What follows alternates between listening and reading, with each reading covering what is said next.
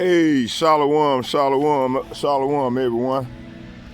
My name is Zachariah Yehowda, and I'm coming back with another walk and talk lesson. And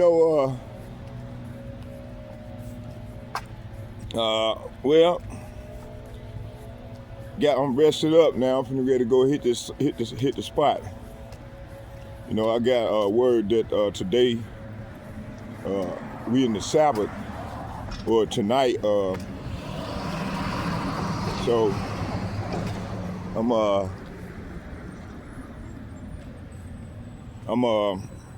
just getting ready. Like I said, I try to so I can stay on top of things. And right now the Lord got me in that spirit to go out, much as possible.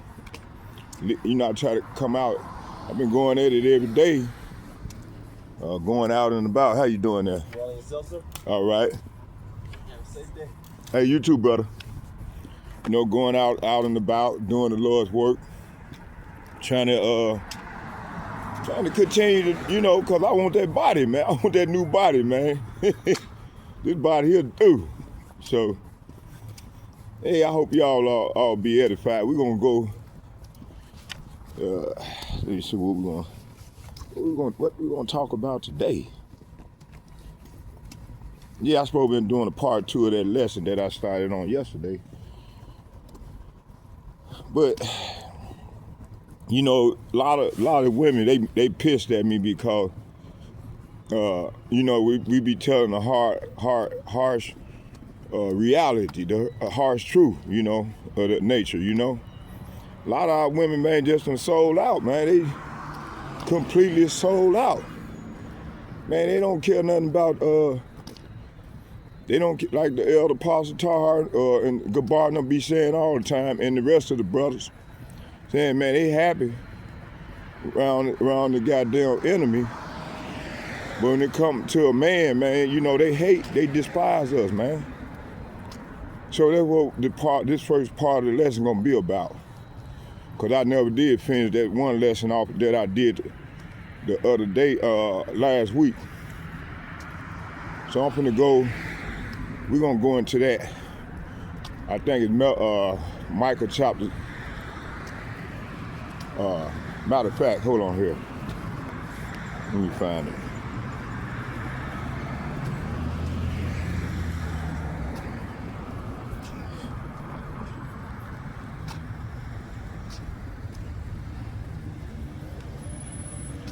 We'll bring that out.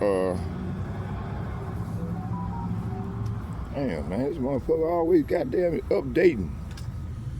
updating systems and shit.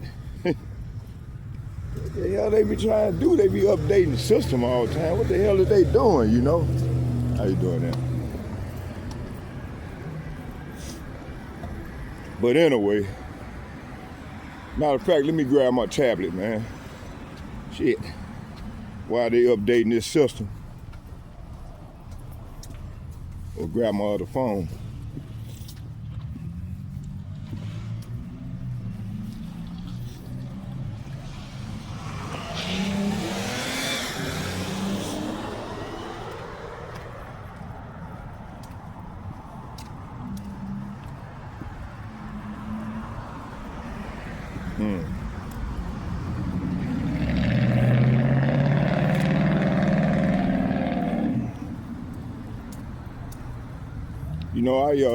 Hold on here. Y'all, hold on here.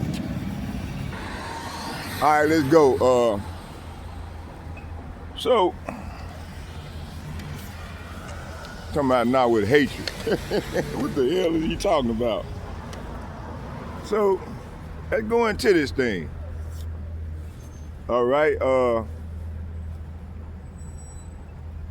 why are the Negro, Latino, and Native American women so submissive to the enemy, Esau Edom? That's the title of this lesson today. Part one of the walk lesson. It says one because the prophecy said Israel would be broken and dependent. Let's get that, let's go to Isaiah chapter 3, verse 12. Let's get that. It goes here. Man, you know these women, man, they get the kings of Israel a hard time at home. But when they not at home, they in the devil's face. All submissive. Why you can't be that way with your husband? Shit. They've been trained and programmed to give us a hard time. I don't know. So let's see what the Bible said. Let's see what the Lord said about this thing. This ain't my own opinion. This is what the Lord said. Let's see what the Lord said. Isaiah chapter 3, verse 12. Let's get that.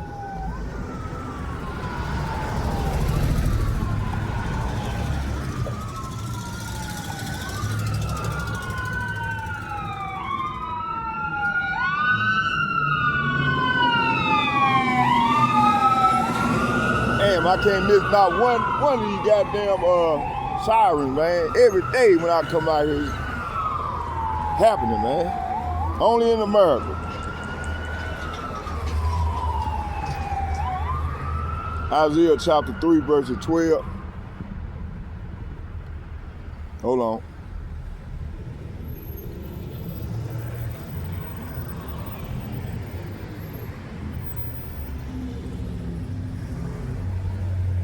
Let's get it. Isaiah chapter 3, verse 12. I'm gonna wait on this 7, man. It reads, it says, as for my people, matter of fact, let's start at 11. It said, woe unto the wicked, it shall be ill with him or her, for the reward of his hand shall be given him. So this can apply for men or women. Verse 12, as for my people, children are their oppressor, and women rule over them. O my people, they which lead thee cause thee to err, and destroy the way of thy path. So these women, man, lead our men down. That's why you got the penitentiary full of men, man. They fucked up, all emotional. I was on the bus the other day with a brother, man. I'm bringing it out, lesson, man. He kept looking back. I said, damn, man, what's wrong, brother? I said, man, I'm acting all emotional and shit. He said, yeah, I am emotional. Man, men don't supposed to be emotional, man. We be supposed to hold the line, man. But hey, in this devil world, man, hey man, they promote feminism, shit like that, man.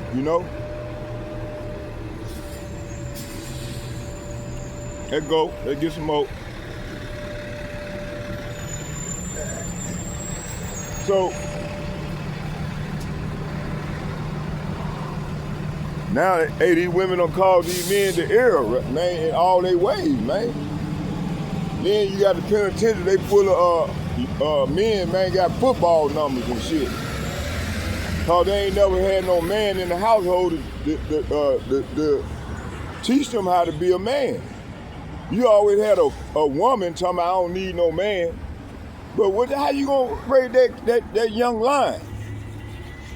Okay, well, you don't kick the man out of the household because this devil done put in your spirit to do so. You see? Man, I had both of my parents, that was a blessing. My daddy was there until he had his stroke, man. Then I had to take care of my daddy. I had to look out for my daddy, man. I had to step up. I was the oldest son, so I had to step up, Let's get on this one. Yeah, I had to step up, Which is a beautiful thing because, man, hey, I learned, man, Man, I got ass whoopings like it. Dad tore my ass up playing that body that day. I almost burnt our house up. We lived in Chicago on the west side. We had a house over there on Ridgeway, 425 North Ridgeway. And man, my dad, come home, man, I done burnt the house. So I got about 10 ass whooping that day. From his brothers. They tore my ass up, then his brother, and then when he got home, he tore my ass up. Shit. Damn boy, you can't burn the house up just and got all that goddamn whiskey down there. Dad sold corn whiskey, man. He had that west side locked up over there, boy. Him and his brother, they mooned him. It was back in the 70s. Yeah, man, I love my father, man. He was a beautiful man, man. I had to take care of him, I had to wash his ass and shit while mama go out and work. I was about 7, 8 years old. I really didn't have no childhood, Oh, shit, goddamn. Damn. Y'all excuse me, how you doing, little brother? All right. But yeah, I didn't really have no childhood, But I had to look out for I'm the oldest son, I was the oldest son. It was 4 of us, and I had to look out for I was the oldest son, and my sister, I had a sister older than me, and damn. So I had to pretty much, while mama go out and work, because the Lord had another stroke. Eating all that hog, that pig and shit. Because they were raised up, they were taught in Mississippi, pork, that's all they, and that's all they do. Eating pork and shit. So when he had that stroke, man, I had to take care of him, man. I had to grow up. I didn't really have no childhood.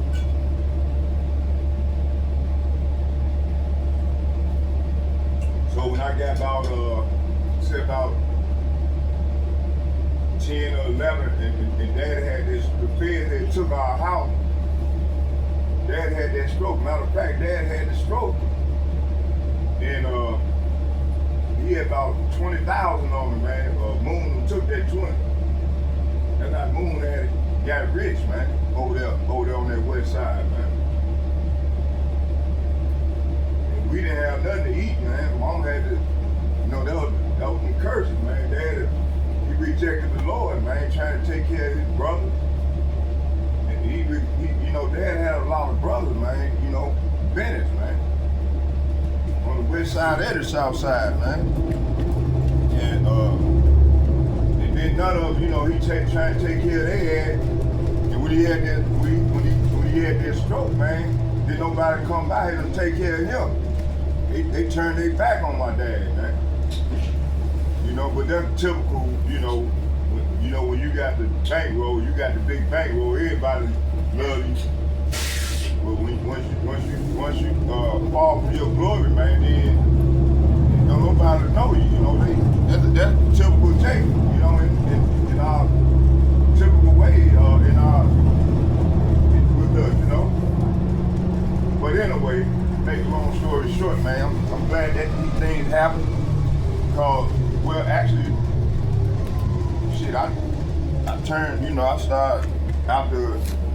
When I turned a little bit old, got a little older, man, I just got buck wild, man, wanted to run the streets and shit. And then when we moved to Memphis, man, that's when, man, when we left Chicago, I couldn't read a lick. Man, I mean, we had a teacher named Miss Curry.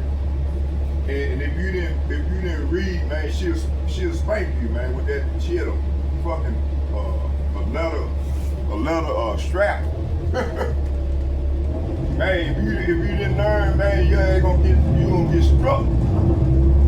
Hey, listen, man, she said, God damn, Miss Bennett, boy can't read a lick. Straight up dumb. But hey, but man, once I got down there, went to Whitechapel, down to Milton, man, I learned how to read. Especially I don't want no ass whooping, man. Shit. But hey, just going back over some of the old history, man. But yeah, man. And from that point on, man, when I turned about 11 and 12, man, Mama started whooping me, man. She said, I can't do nothing, I can't handle him. Mama had to put him in the hands of the Lord. You gotta keep in mind, Dad had that stroke, man. He was paralyzed, man, on both sides of the body, all the way down. So we seen the poor part, man. And Mama had to work, but hey, she didn't abandon my father.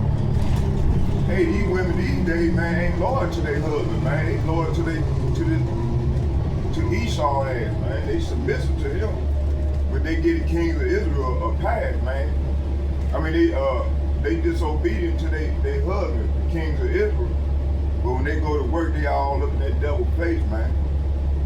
All smiling all up in this nigga face, man. But when they come home, they all rebellion to their husband, man. But that's come from that fucking, we were programmed. They've been programmed to do these things, man. Now you got these women, man, they don't want to have children no more, man. They were taught that the woman carried the seed, the woman incubate the seed, man. Listen, man, that's how we got to cut that Psalms 8. Matter of fact, let's get that. Let's get Psalms 83. Psalms 83, let's get that.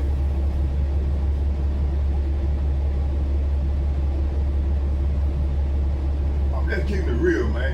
I'm 59 years old right now. I just had a birthday that I was born a couple days ago. I don't celebrate no fucking holidays. I don't even pay it no attention. So that's one thing, when you come into this truth, man, you learn that, hey, that's a pagan way. We don't celebrate our days we were born. We don't supposed to do that. Celebrate the Lord, man, in all fashions. Always think upon the Lord, which is Yahweh Ba'ashem, Yahweh Shai, man. He's the one giver and taker.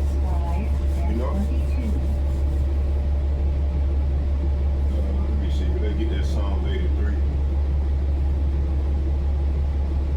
Oh, yeah. Come on, Adam.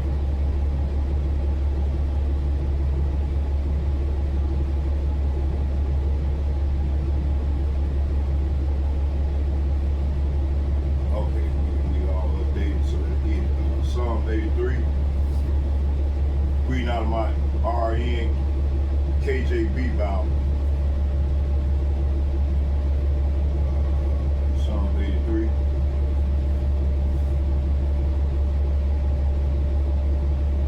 Man, I got some rest, man. Lord, let me rest. Put me to sleep about 5 o'clock in the morning. It's 9 time you gonna get some sleep, son.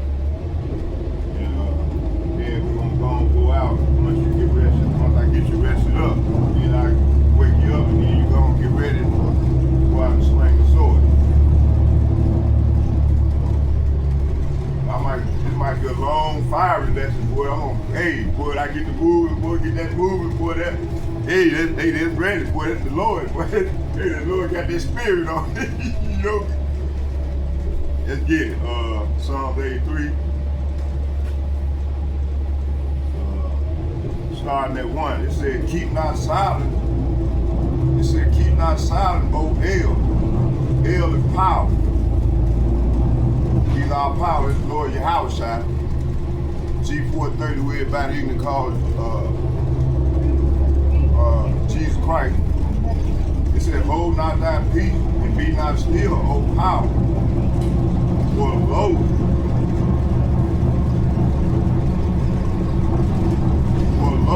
thy enemies make it to boast. So these devils making an uproar, man. that tumult is an uproar, man. Pursuing Psalm 2. Okay, it says, for lo, thy enemies make a tumult, and they that hate thee have lifted up the head.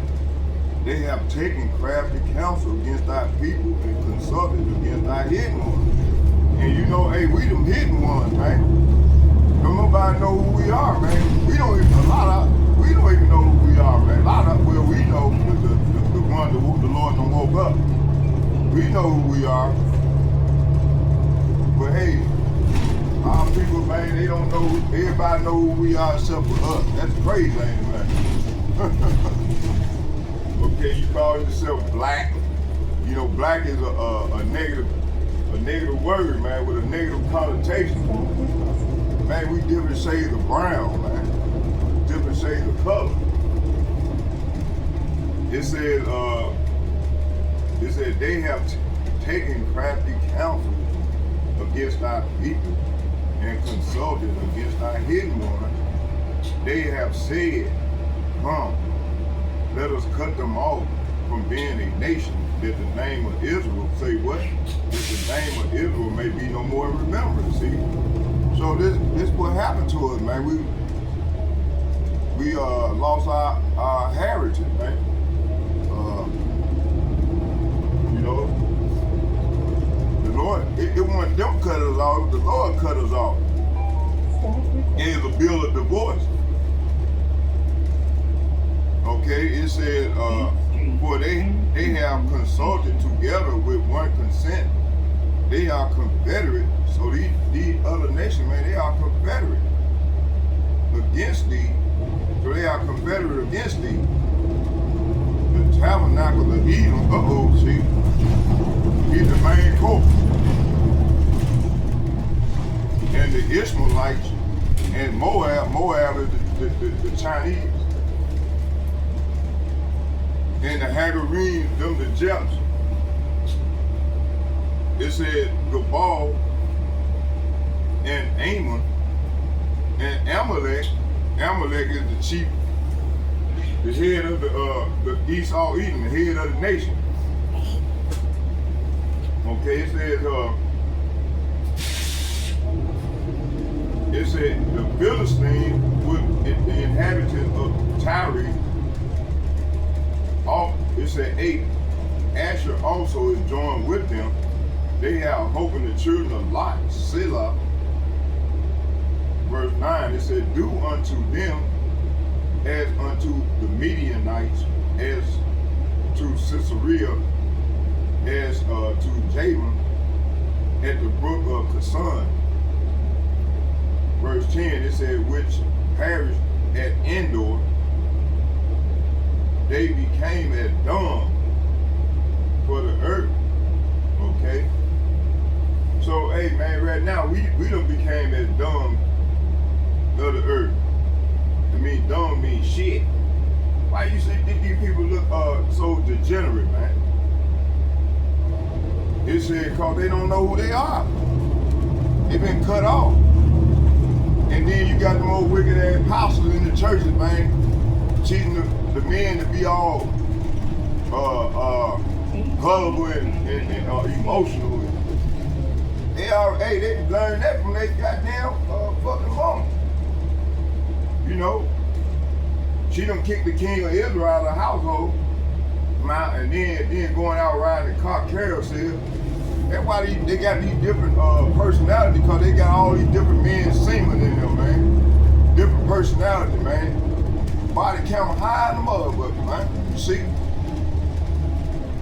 So if you brothers, man, find yourself with one of these women with all these mixed personalities, man, hey, get away from her ass. Because that's what's going on.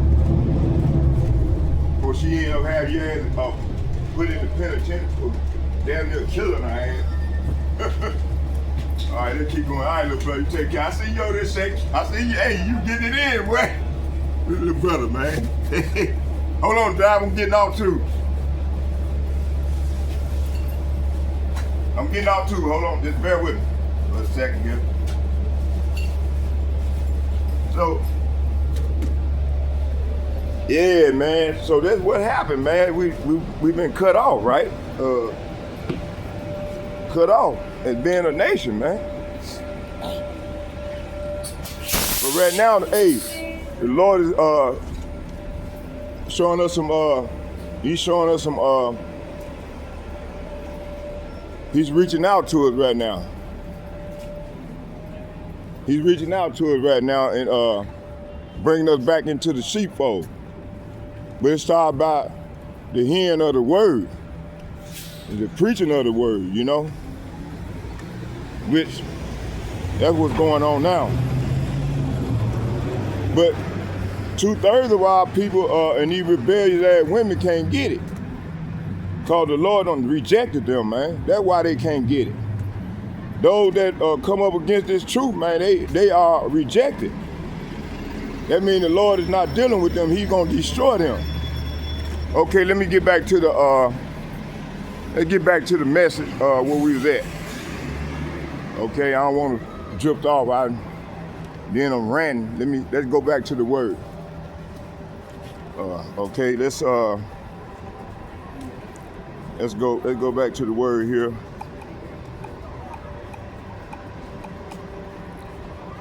I don't want to be on that side. Them niggas around that corner there. It's talking about you straight. Hey, listen, man. You want to be around that dumb shit? Okay, let's get it. All right, let's go. Let's see here. Okay, so because the prophecy said Israel would be broken and independent. See. So this is what happened to us, right? It said, so Isaiah chapter 3, verse 12,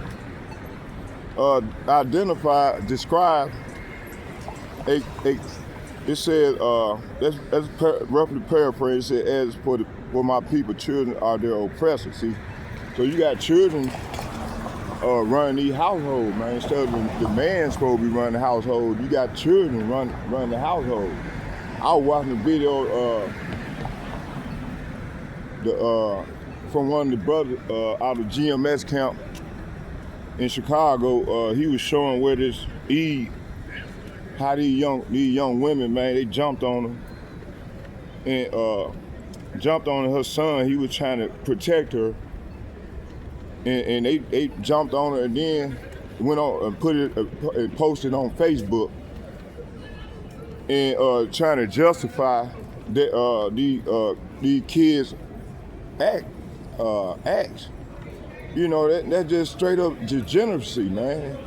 And that's what we got in our communities, man. You know, straight up degenerate, man.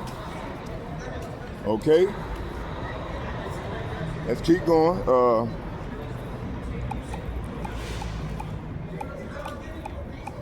It says here,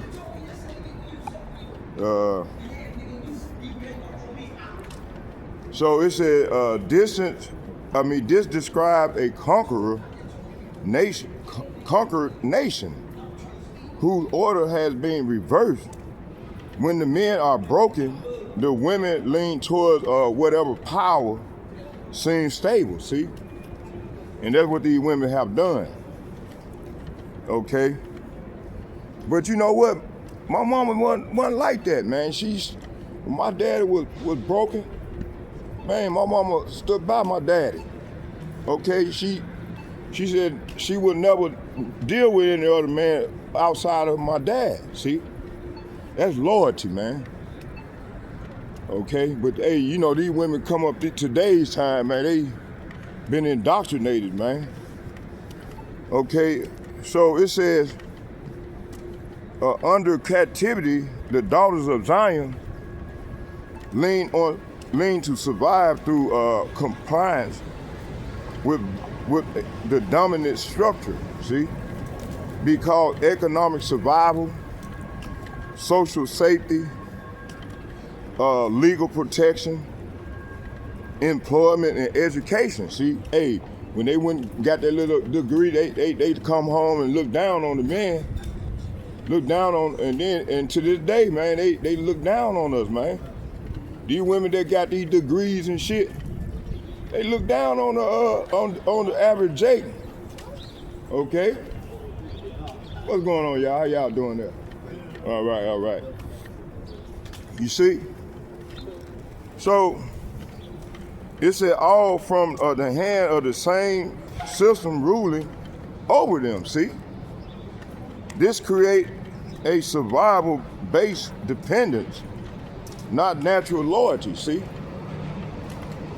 Okay, let's get. It said because the captivity condition make Israel trust in the oppressor. See, man, listen, man.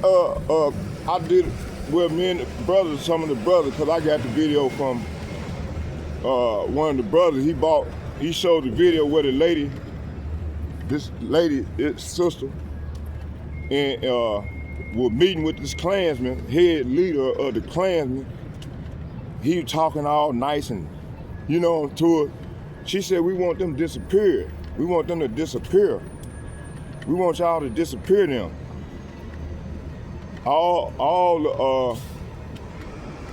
We want y'all to disappear all the men, all the Negro men, Latino, and Native American men. Mainly the African Americans, the so-called Judites, okay? Man, what kind of shit is that? Okay?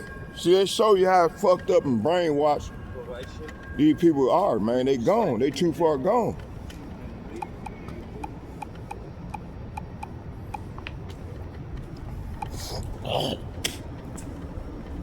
Y'all bear with me. It says,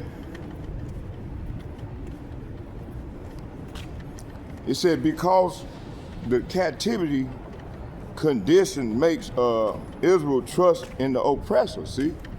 So these women trust in the oppressor, man, wholeheartedly. Locked in, loaded, man. I know a few people like that. Matter of fact, one in personal, man, wholeheartedly, man, with these people, man. And then they going under these churches and shit. And these churches got these NGOs that's ruled by, that's working with them to keep the people oppressed and dumbed down. And then they getting these women kickbacks and shit for them, to keep Jake as subject and trusting on them, you see? Look, watch this. It says, because the captivity condition makes Israel trust in the oppressor. Let's get that Deuteronomy chapter 28, verse 48. It says, Israel would serve and still continue to serve its enemy in wants of all things: food, housing, healthcare, education, protection, justice. See, the psychology become, if I resist the system, I lose access to survival. See, and this is what these devils do, right? You got to kiss their ass in order to survive. And if you don't kiss their ass, play by their rule, then your ass gonna lose. You're gonna be cut off. Okay. So this makes men and women, in particular, align themselves with the ruling class, because a woman's role is to secure the well-being of her children. See, if the system is the provider, then the women bonds to the provider. Okay. All right. So y'all hold that thought real quick. Yeah, I'm back, y'all. Let's get it. Let's finish this on off here.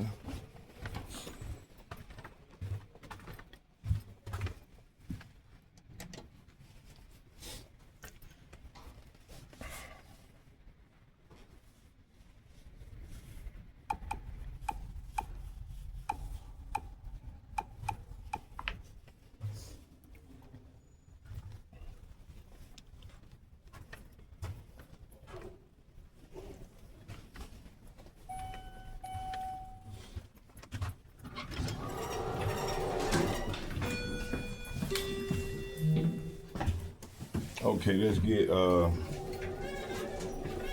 me see where we stopped at here. Let's just hold it. I don't want nobody to be on this here. Hold it up like that. There we go.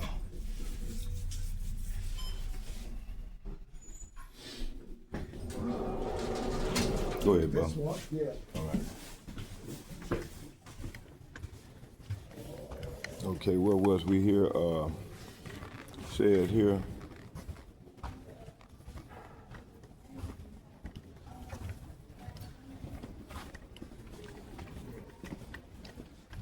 Okay, let me see here. So let's go back to Deuteronomy 28, verse 48. It says here, Israel would serve its enemy. Okay.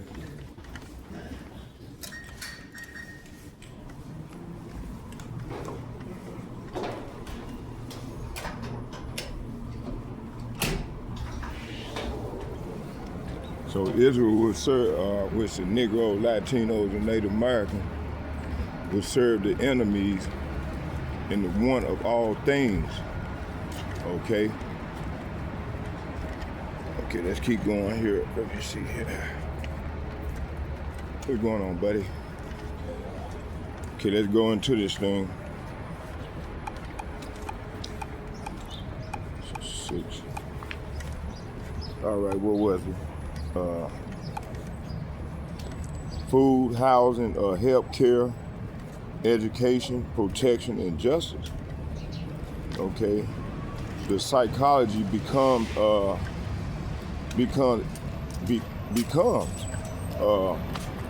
if you resist the system,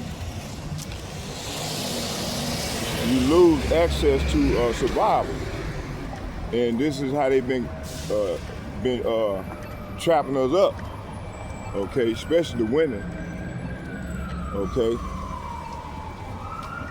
It says here, because the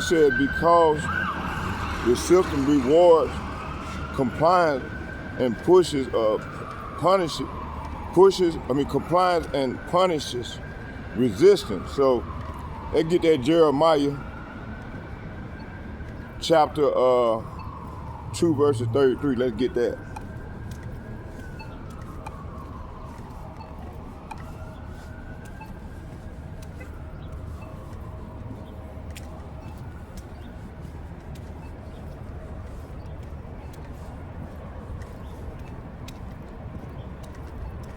Jeremiah chapter 2 verses 33, he says,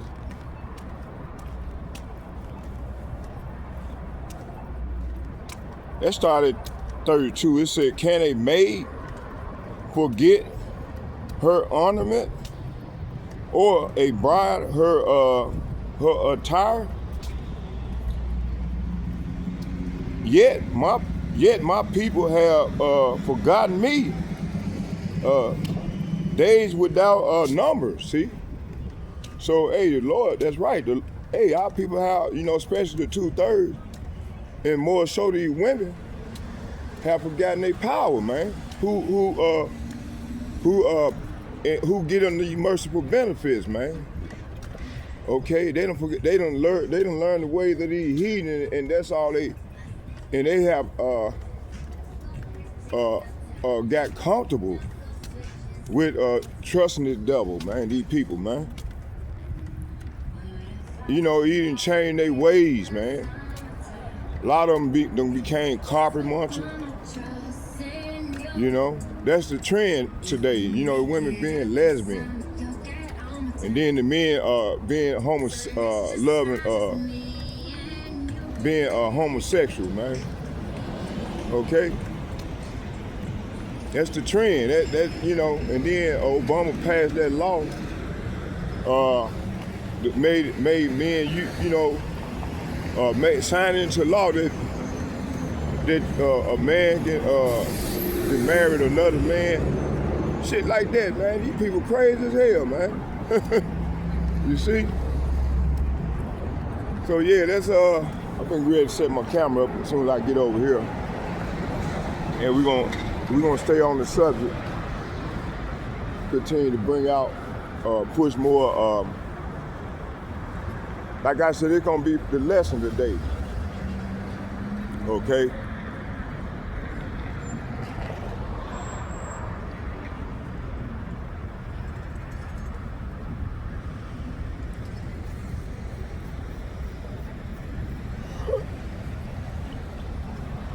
I'll go back and read it again.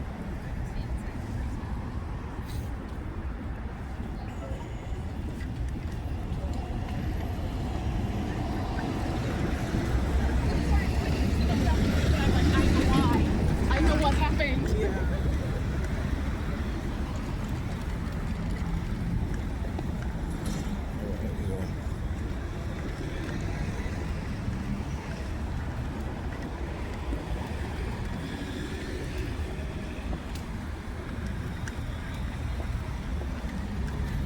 Next week, if the Lord will, next week I'll work down that area next week.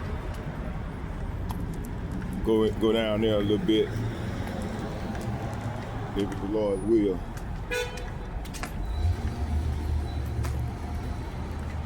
Huh.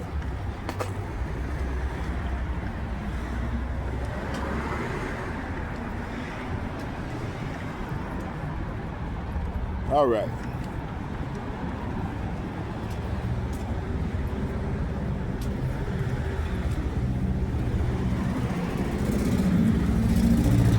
All right, let's do it. Y'all bear with me.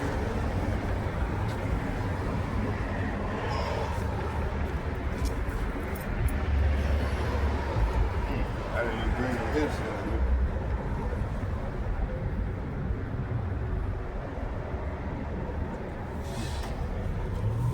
me. Y'all bear with me.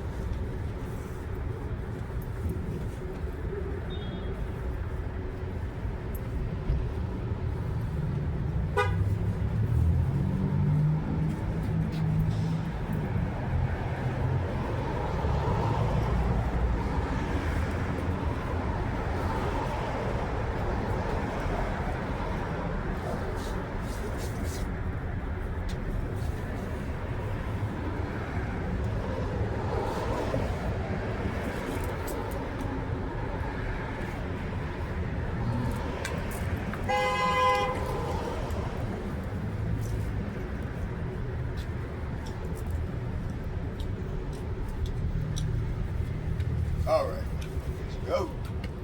Let's get it. Let me see here.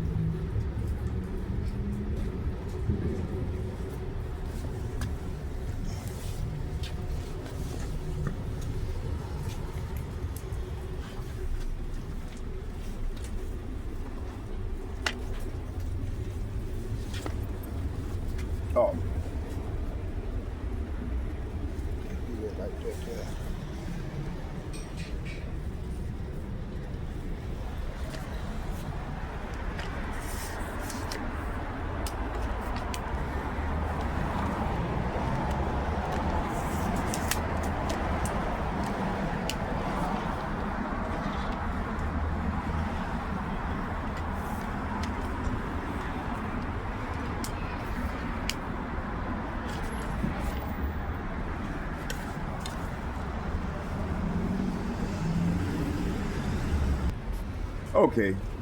And all that time I've been here recording. Damn, good thing I look. All right. So let's go back over everything that I read. All that time I've been here and not even had it paused. Good thing the Lord caught me. So what I'm gonna do is start over and read it again. Hold on here, before we do it, let me finish drinking this coffee, man. Finish this one, I got a whole nother.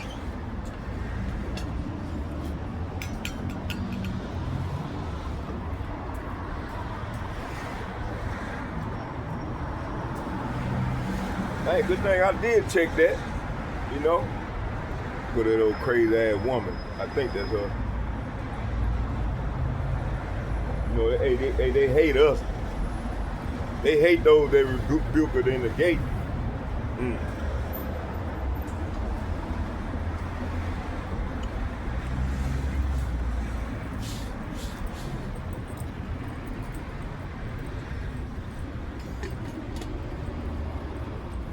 All right, let's keep going. No, that ain't her. That's my guy. Let's keep going with the lesson.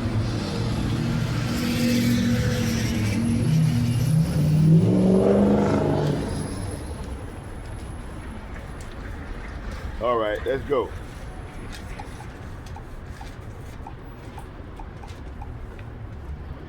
So I'm gonna make this fast because to try to catch up.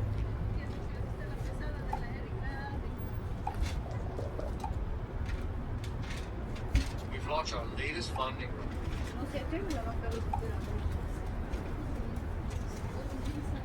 So let's go back and start over again.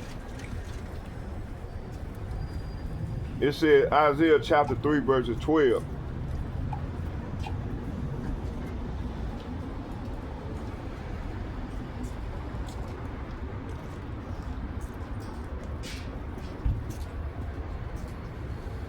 Isaiah chapter 3 verses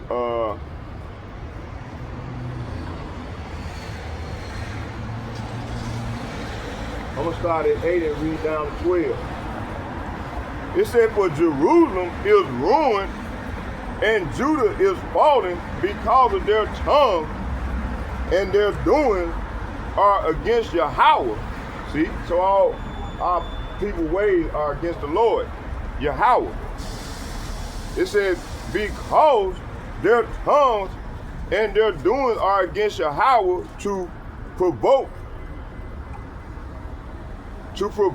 the eyes of his glory. See, so Jerusalem will stumble and Judah will fall because they speak out against Yahweh Ba'ashem Yahushua and refuse to obey him. They provoke him to his face. See. So when these people be going up against us, man, you rebuking the Holy One of Israel. Okay?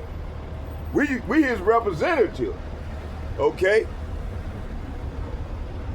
Starting with the elder apostles and the bishop and like-minded men on down myself, we the Lord's representatives. Okay? It said to show, say what? To show of their countenance, do witness against them, and they declare their sins as Sodom. They hide it not. Woe unto their soul, for they have rewarded evil. Say what? Rewarded evil unto themselves. See? So when all these women and these Jake come up against the men of the Lord, man, hey, you talking against the Holy One of Israel, okay?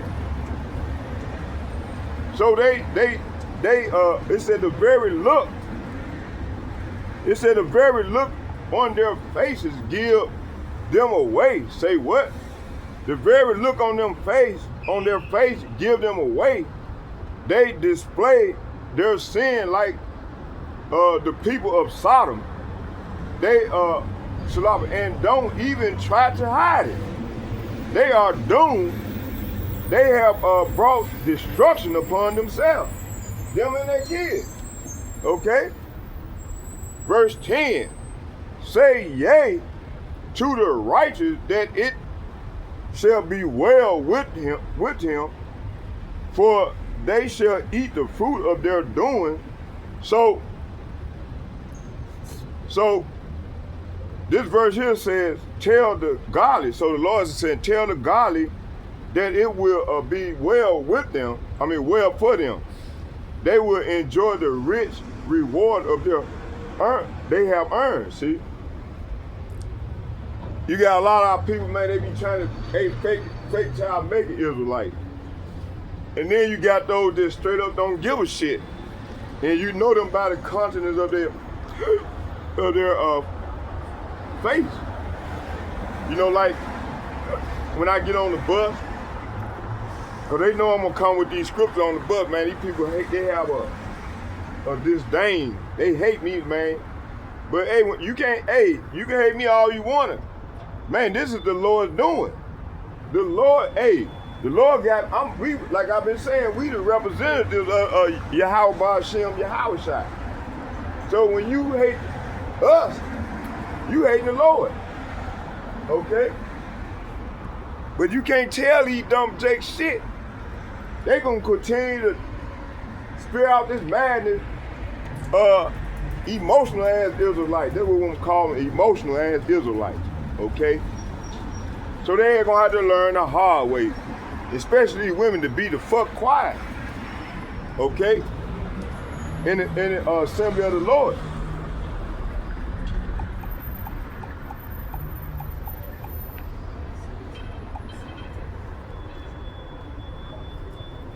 Verse 12. Here go the point right here. As for my people, say what?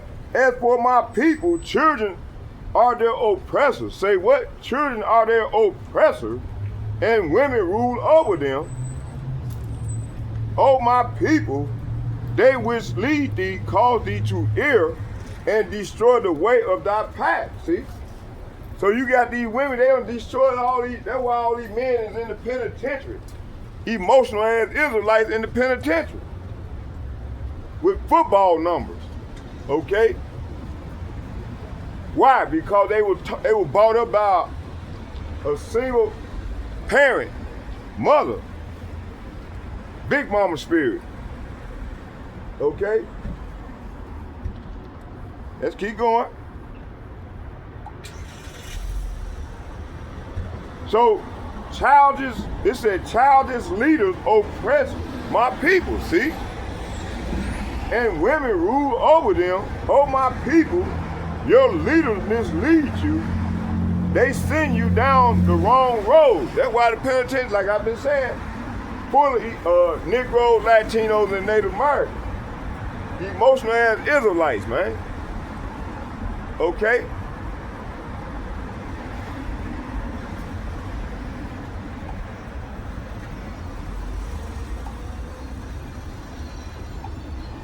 So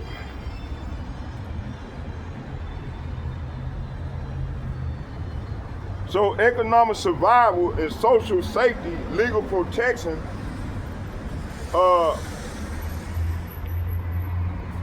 employment, education, all come from the hand of the same system ruling over them. This creates a survival base of dependence, not natural loyalty. See, that's why these men is not loyal to these these women not loyal to their husband. Okay. Hey, these women got body counts, man. Can't imagine. Why do you think they personality changes, man? Because they got all these different DNAs in them. All these different men who from riding the car carousel, they got these different spirits on them, man. Okay, night and day spirit. One minute you up, next minute you down spirit, you know?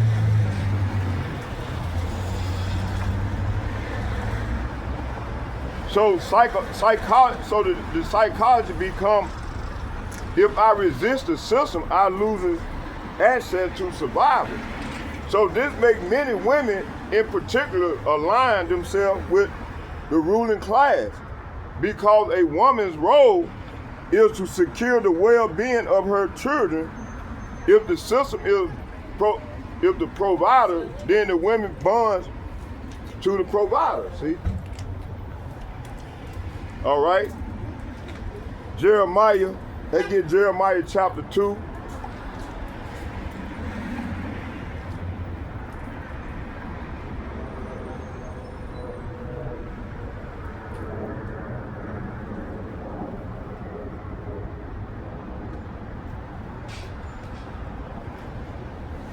Jeremiah chapter 2 verses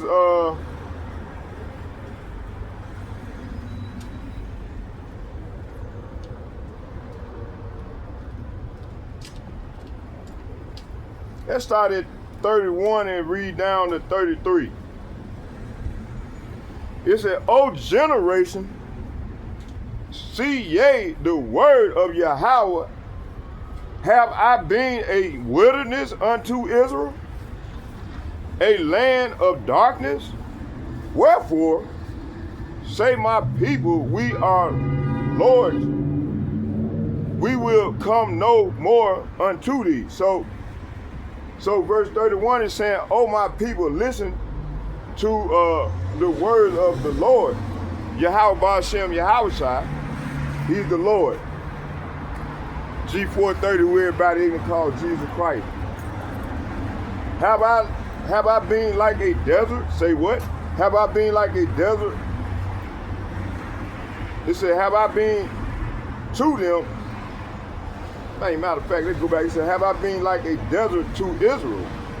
Have I been to them a land of darkness? Why then do my people say, at least we are free from God? We don't need him anymore. And this is the spirit most of these women in right now. Okay? Verse 32, can a maid, say what? Can a maid forget her ornaments, or a bride her attire? Yet my people have forgotten me, days without number. So that days without number is yet years on end. My people have forgotten me, see? It said, it said, does a young woman forget her jewelry? Does a bride hide her wedding dress? Yet for years on end, my people have forgotten me, see? Here go the point right here. It said, why tremblest thou? It said, why tremblest thou thy way to seek love? See, and that's what they doing. It said, therefore hast thou also taught the wicked ones thy ways? So right here, 33 is saying, how you plot and scheme to win your lovers.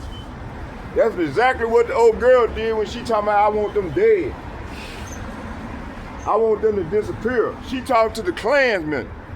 Remember? Okay? It said, and this is the 90% of these women, single women out there. They were all crying last week, man. Now they daddy them put them back on their titty. They ain't talking shit no more. They done forgot the Holy One of Israel. These the one controls the minds of these leaders, man. It said, how you plot and scheme to win your lovers, even an experienced prostitute. Say what? Even an experienced prostitute. Say what? Even an experienced prostitute could learn from you. Hey, the Lord, hey, man, the Lord, hey, this is the uncut, unadulterated words of the Lord. But yet these people look at us like we crazy, man. This is how the prophets in the days of old were getting down, man. They wasn't in no church all feminine in. Man, with long hair, man, listen, man, our men was men of war. And they were thinking like the father. They had the consciousness of the Father on them. They weren't all homosexuals, man. They were men, straight men, serious men. Ain't that two, like two men holding hands. Praise them up, but very, very quite contrary ass people, man. Okay, hold on, coffee break now. Yeah, this is the mindset here in Sodom and Gomorrah spirit, you know?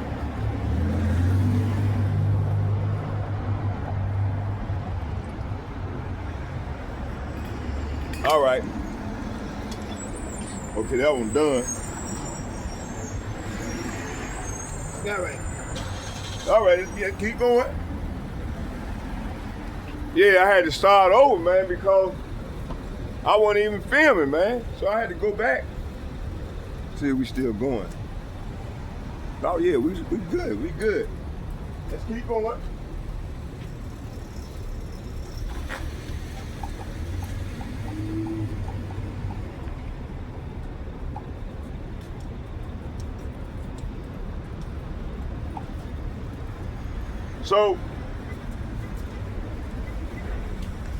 So this is the Lord saying here in Jeremiah chapter 2:30 to 2:33. Why tremble thou thy way to seek love? Therefore, and that's what these women have done. Like I've been saying, man, they all happy-go-lucky Israelites in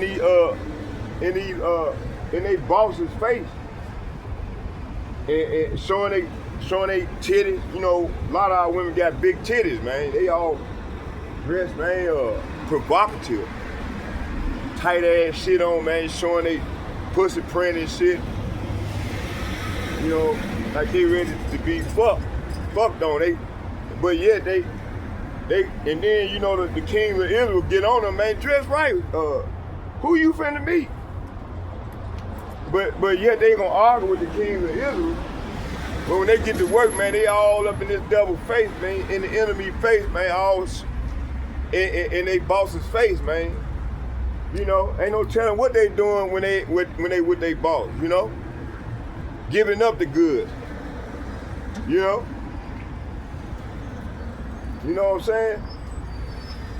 Then when they come home, man, they all goddamn giving the king of Israel hard times and shit. That's why a lot of these men say, fuck these goddamn women, man. They going overseas to try to find them a woman that if they had sense, you know, that I would do it too.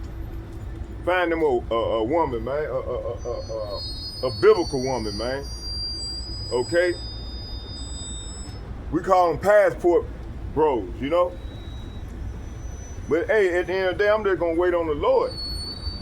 Cause when I was working, that's what I was working for, man. I was gonna do it. I was gonna get up out of here, man.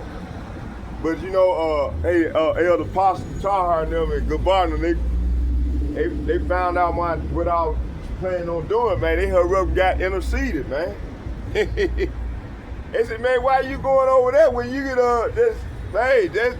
that curse gonna follow you everywhere you go. And it made sense. I said, man, I said, and then cause I'm listening to Ronald Dalton Jr., I'm trying to persuade me to come over there, you know, and I was gonna work with them, man, and go over there, but for some reason the spirit, man, said, no, I got other plans for you, son. So I'm trusting the spirit, man, trusting the Lord with all thy ways, man. Remember the Lord, man. The Lord is giver and the Lord taker, man. So the Lord is giving me understanding through the brotherhood. And I love it. I love it. I can't get enough of it. You know, like I was telling my man, what's his name? Mike Mallett. Man, you know, you gotta make that right with the brotherhood, man. You know. He had a lot, I don't know if he still, I think I don't know if a lot of his followers are still with him or whatever. But man, you can't call on saying Yeshua, Yahshua, and then whatever, Yahuwah. Man, listen, the Lord's name, and then it was a couple things that that he had to be corrected on. And I think it was Umawada Bar. It was one of the prophets did a lesson, a rebuke lesson on it, and then, you know, I don't remember what video, but yeah. I said, man, you got to, and then he tried to come back with a rebuke lesson against the brotherhood, man. You can't do that, bro. You got to come right or don't come at all, man. You know? But now, you know, he's trying to get in with us, you know, hey, that's good. But man, you know, hey, just follow the ways that you can continue to do what you do, but man, honor reference the elders, man. You know, honor the elders that you have learned from. You didn't learn this on your own. Hey, you were following somebody, you know.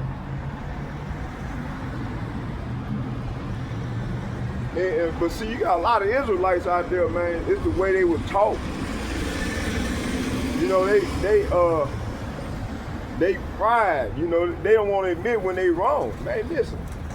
Hey, man, early on in this thing of mine, you know, following the brotherhood, man, when they were rebuking me, man, hey, I had to accept it. They right, man. Think about it, and then I go back and do it. I said, man, these brothers right, man. And you know, hey, man, I'm a man. If I'm wrong, I'm wrong. I'm going to admit to the wrongness that I have done. Because, you know, instead of being proud, and then continue to add sin onto sin by trying to hate the brotherhood and rebuke your elder teachers, man. At some point in the line, man, we ain't learned all this on our own. We had to have a teacher. Scripture said, you know, you got to get that milk. You can't let go of that titty, man. You got to get before you that. Titty said, no, you don't have enough, then, you know, now you ready. No, we got to constantly reference our the elder apostles, man. You know? So, hey, that's where I'm at, man. When I go off or do wrong, man, I want some correction. I want them to correct me when I'm going off, because that's one of our ways, man, you know, being corrected. But you got a lot of them out there they want to hold their pride, man, and then constantly go up against the brothers, man, adding sin on top of sin. Okay, let's keep going. I don't want to go too far off the subject matter.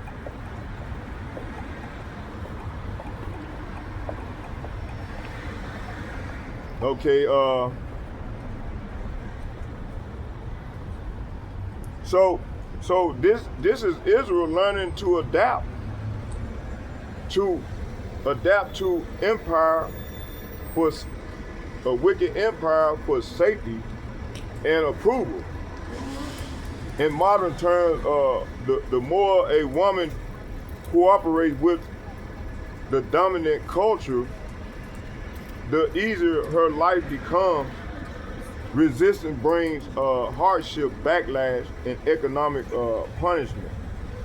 Institutions, courts, schools, workplaces reward those who conform. See, so basically, you got to kiss some ass.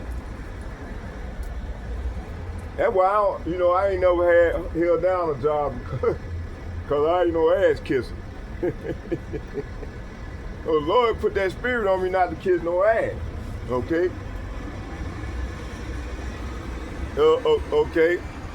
Okay, and a lot more of the brothers, man, we don't kiss no ass, man. All right?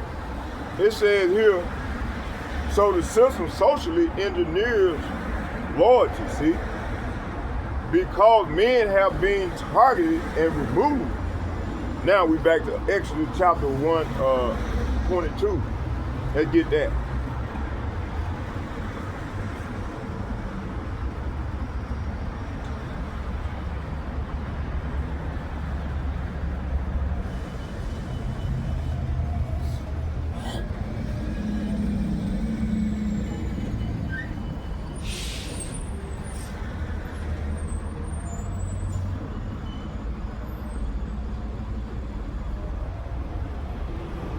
let's start at 15 and read down to 22. It said, a king, it said, and the king of Egypt spake to the Hebrew midwives, of which the name of the one was Shipra, and the name of the other was Puah. And he said, when ye do the office of a midwife to the Hebrew woman, and see them upon the stool, if it be a son, then ye shall kill him. But if it be a daughter, then shall she live. She shall live. Verse 17. But the midwife feared God, and did not as the king of Egypt commanded them, but saved the men, children alive. See, they feared the Lord. These days, man, these women and men don't fear the Lord because they've been trained to be rebellious against the Lord and his ways. It said, and the king of Egypt called for the midwives and said unto them, why have ye done this thing? And I have saved the men, children alive. Verse 19, and the midwives said unto Pharaoh, because the Hebrew women are not as the Egyptian women. Okay? It said, for they are lively and are delivered ere the midwives come in unto them. It says, therefore, Yahweh Bahashem Yahushai dealt well with the midwives, and the people multiplied and waxed very mighty. See? Verse 21, it said, and it came to pass, because the midwives feared Yahweh Bahashem Yahushai, that he made them houses. Verse 22, and Pharaoh charged all his people, saying, every son that is born ye shall cast into the river, and every daughter ye shall save alive. Okay, so Pharaoh, matter of fact, hold on here.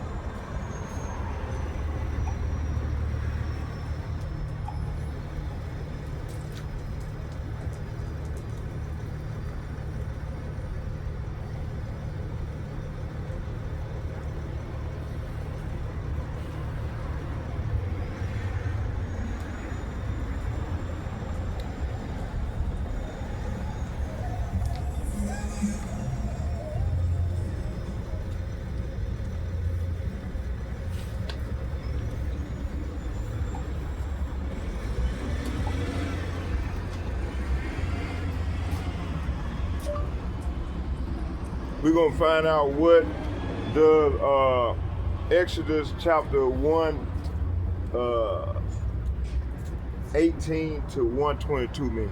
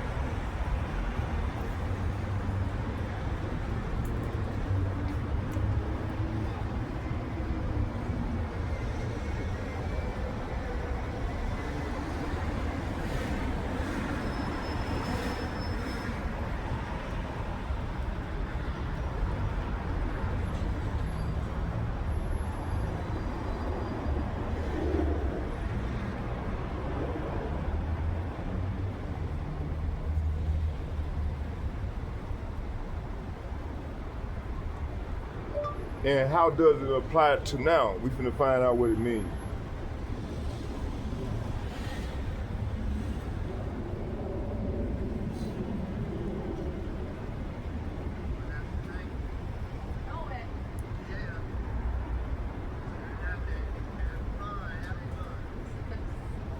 So Exodus chapter 1 verses 18 through 22 mean it said, and the king of Egypt called the midwives and said unto them, why have ye done this thing, and have saved the men children alive? So meaning Pharaoh confronts the Hebrew midwives because they refuse to participate in population control against the Israelite boys. So basically what these devils trying to do, man, they trying to kill us, they want us dead. They want the men dead. Hey, this is the mindset of these goddamn Edomites, man, men and women. Okay? With that MAGA, that old fat bitch gonna walk past here and snarl up. Okay, fat ass white hunker. Fucking fat white Pillsbury dough girl. Okay? They hate us, man. That's how, but you got these jakes out here trying to save these people, man. And you can't save them, man, what the Lord done made wicked. These are the wicked that the Bible speaks of, man. Man, they poison food and water. They don't kind of killing off their own just to get at, to try to kill us, to exterminate us.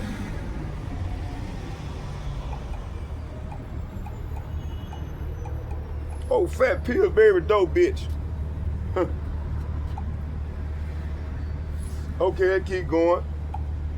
See, long we bring out this truth, man, it's killing their ass, man. It's killing them. The Lord is killing their ass softly. Okay?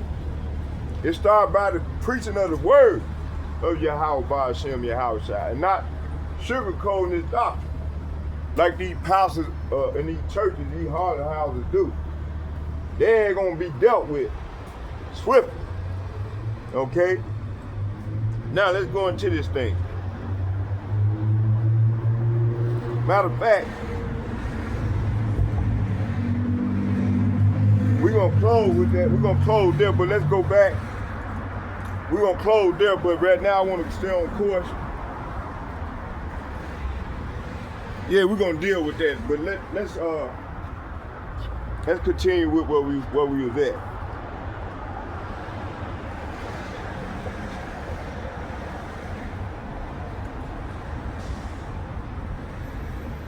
So because the system rewards compliance and punishes the resistance, pursuing Jeremiah chapter 2, verses 30 through 33. Okay? So this is Israel learning to adapt to the empire for safety and approval.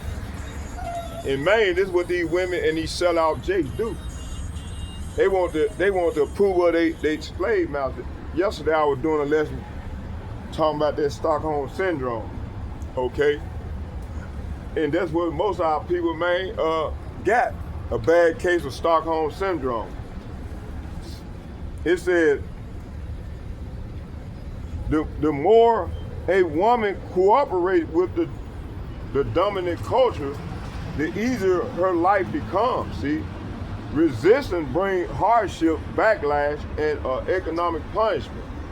Institutions, courts, schools, workplaces reward those who conform, see? So the system socially engineers loyalty. It said because the men have targeted and removed, has been targeted and removed, pursuing Exodus chapter 1 verses 22 and Matthew chapter 2 show a repeated pattern in scripture. Destroy the male, weaken the nation, the women become dependent.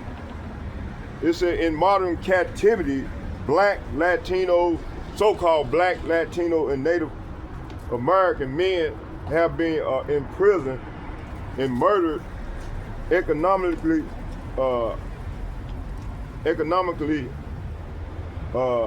destabilized.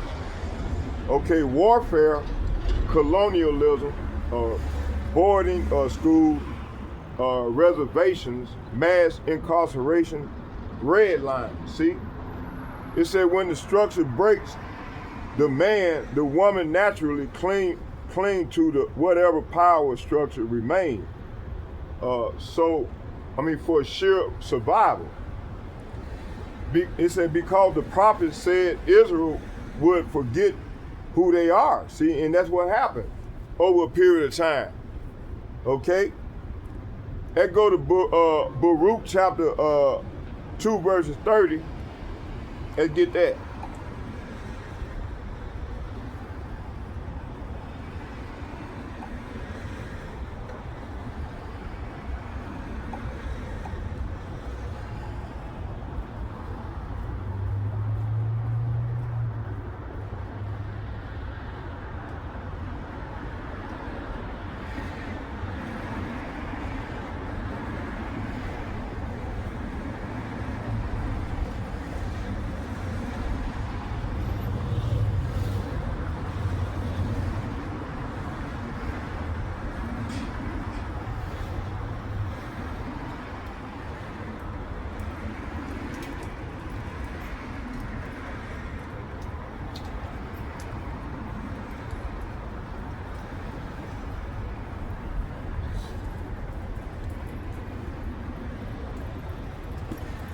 We're gonna start at 28. It says, and thou spakest by the land of thy servant, the hand of thy servant Moses, in the day when thou did command him to write thy law before the children of Israel. Verse 29, saying, if you should not hear my voice, this great multitude shall be turned into a very small number among the nations, where I will scatter them. See, so the Lord scattered us. Okay? It said, for he scattered us into the four corners of the earth. Okay, for I know that this people will not hear me, for they are a people of a stiff neck, but they shall turn to their hearts in the land of their captivity. And see, this is what happened. So, hey, man, the hope elect, man, the Lord done woke us up. And this prophecy is being fulfilled right now. Verses 30. It says, Baruch chapter 2, verses 30. It said, for I knew that they would not hear me, because it is, because it is a stiff-necked people, but in the land of their captivities, they shall remember themselves. See? Okay, so it said before they remember themselves, they are culturally disconnected, spiritually numbered, psychologically colonized. See? That's that Stockholm syndrome. A colonized mind sees the oppressor as the savior, the provider, the protector, the authority. See? This is learned behavior, see? On steroids. For not natural submission, see? Verse 6, it said, point 6, because empire loved the woman of a conquered people, see? Empire always targeted the women of the nations they conquered, because A, control the woman, weaken the men. B, influence the woman, influence the children, see? C, win loyalty through benefit and programs, see? This is the same pattern Babylon, Persia, Greece, and Rome used. Nothing new under the sun. Let's get Ecclesiastes chapter 1 verse 9.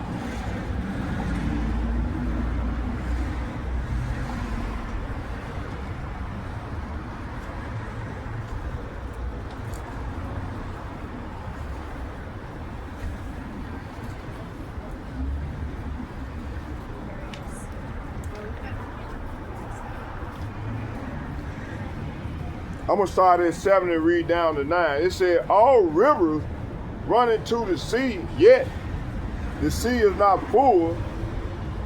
It said, unto the place from whence the river comes, thither they return again. So this verse here is saying, rivers run into the sea, but the sea is never full.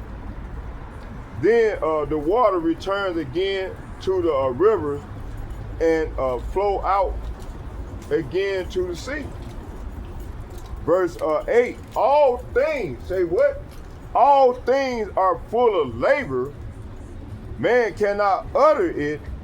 The eye is not satisfied with seeing, nor the ear filled with hearing. See? So everything is wearisome beyond description. No matter how much we see, we are never satisfied. No matter how much we hear, we are not content. Here go the point right here. It said the thing, say what? The thing that has been, it is that which shall be, and that which is done is that which shall be done. There is no new thing under the sun, see? History merely repeats itself, basically. It said, it has all been done before. Nothing under the sun is truly new, see? Verse 10, is there anything whereof it may be said, see, this is new? It has been already of old time, which was before us, see? Sometimes people say, here is something new, but actually it is old. Nothing ever truly new. See? Verse 11, it says, there is no remembrance. Say what? There is no remembrance of former things, neither shall there be any remembrance of the things that are to come with those that shall come after. See? So we don't remember what happened in the past and future generations. Now, it said no one will remember what we are doing now, see? So when the Lord bring this destruction and wipe everything new, man, ain't gonna be no remembering, okay? For the, ain't nobody gonna remember, okay? Coffee break. Yeah.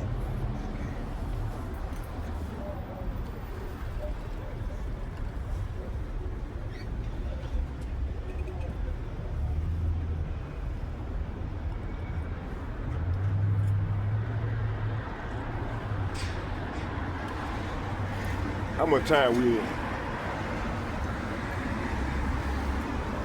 Oh yeah, we doing good. We just had a minute and a half. All right.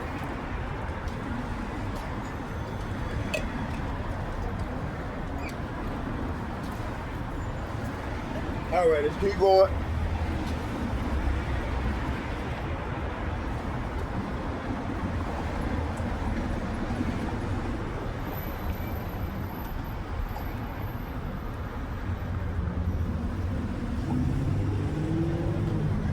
So, because Babylon uses seduction, not change, okay? Empires don't need change to control women, see? They use economic incentives, social protection, academic validation, see? So when these women get these degrees, they look down on the men, man. They think the devil don't put them up on a pedestal. So when they come around a men, or come around any man, so the man is beneath them. That's why a lot of them be saying, I don't need no man. Okay? That's the mindset that these devils done put in the spirit of our women, man. Like I said, they all in this devil face, man, showing their titties and shit, all dressed all provocative. I ain't gonna lie, Jake women, man, got beautiful bodies. But yet, they will make themselves look like whores and harlots before this devil. Okay, to get them, to get the incentive that, you know, that's how you can tell they done sold out, man, because they, you know, this devil done gave them all these incentives. So they look down upon a man like me, you know, but hey, it's coming a time where the Lord is reversing this shit, okay?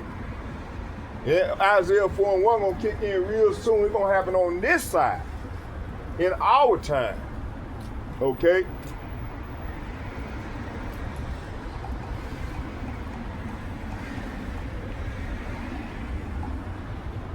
It says here,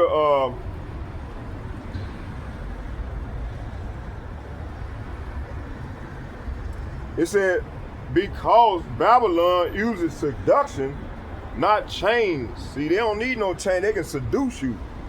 Like we've been saying, man, these are some high-level witches and warlocks. It said empires don't need chains to control women. They use economic incentives, social protection, academic validation, professional advancement, feminism, engineered to detach women from their men, see? Media that glorifies the dominant culture, see?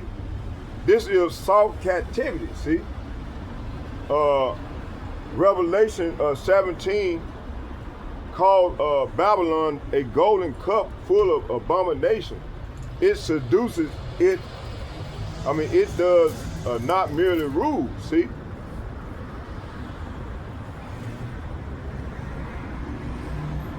Let's get 8, but here's the most important point. The submission that I'm describing is not permanent and not natural. Because the prophecy says, let's get Isaiah chapter 52.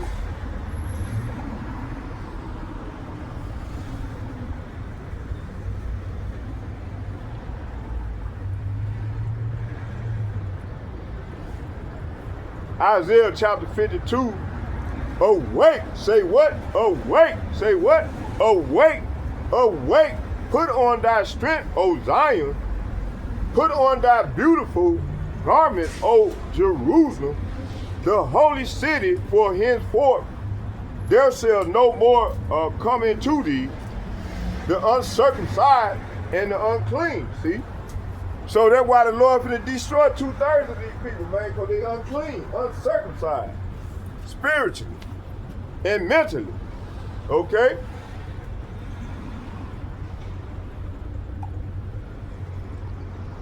Verse 2, shake thyself, say what? Shake thyself from the dust. Arise and sit down, O Jerusalem. Loose thyself from the bands of thy neck, O captive daughter of Zion.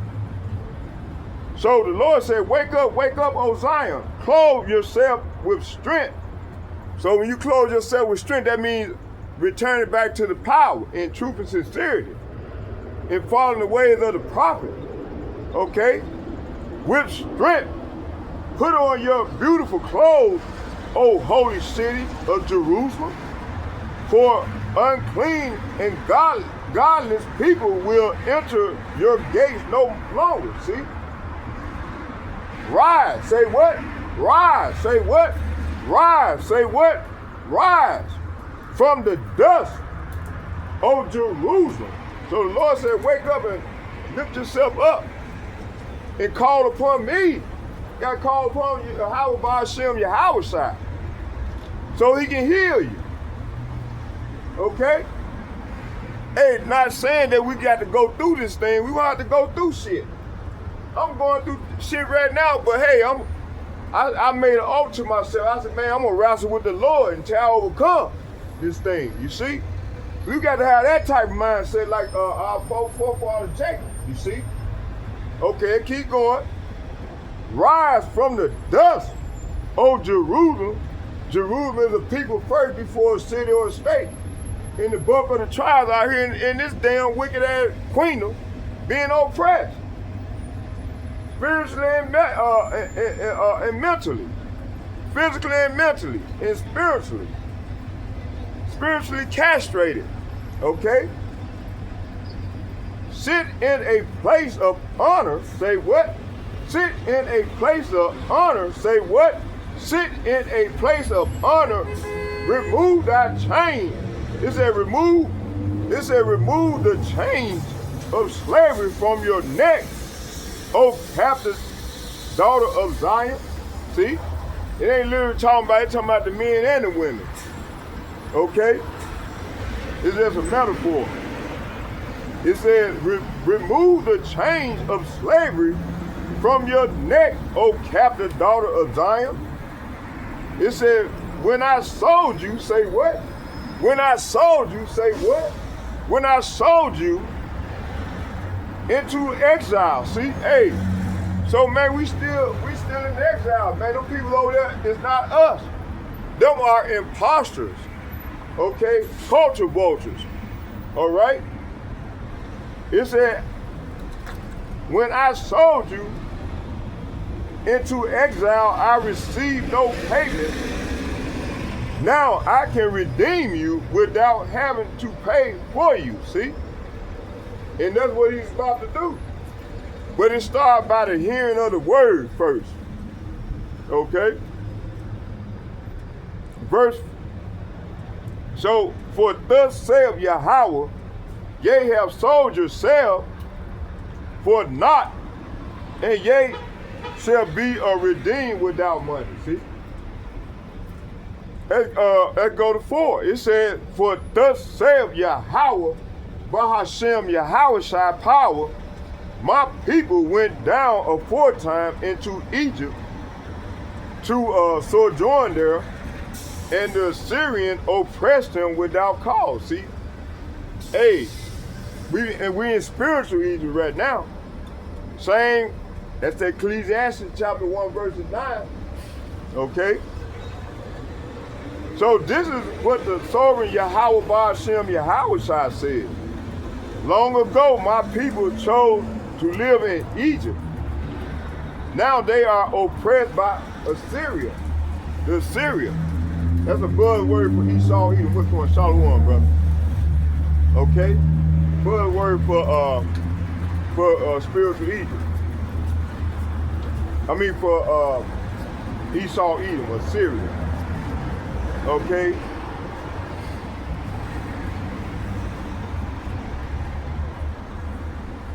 So, the Lord said, awake, awake, shake thyself from the dust, loose thyself from the bands of thy neck, O captive daughter of Zion. See? So when Israel wake up, the men rising, see? Hey, that's what's going on. The men are rising up. The women return to their nation, see? The family structure is restored, see? Hey, this is what's going on.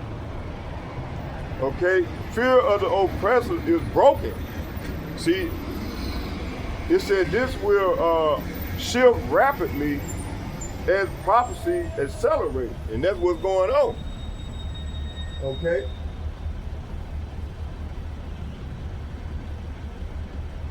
Now let's go to chapel.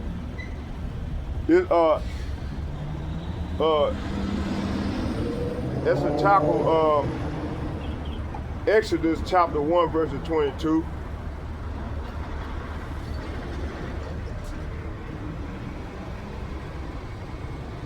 Yeah.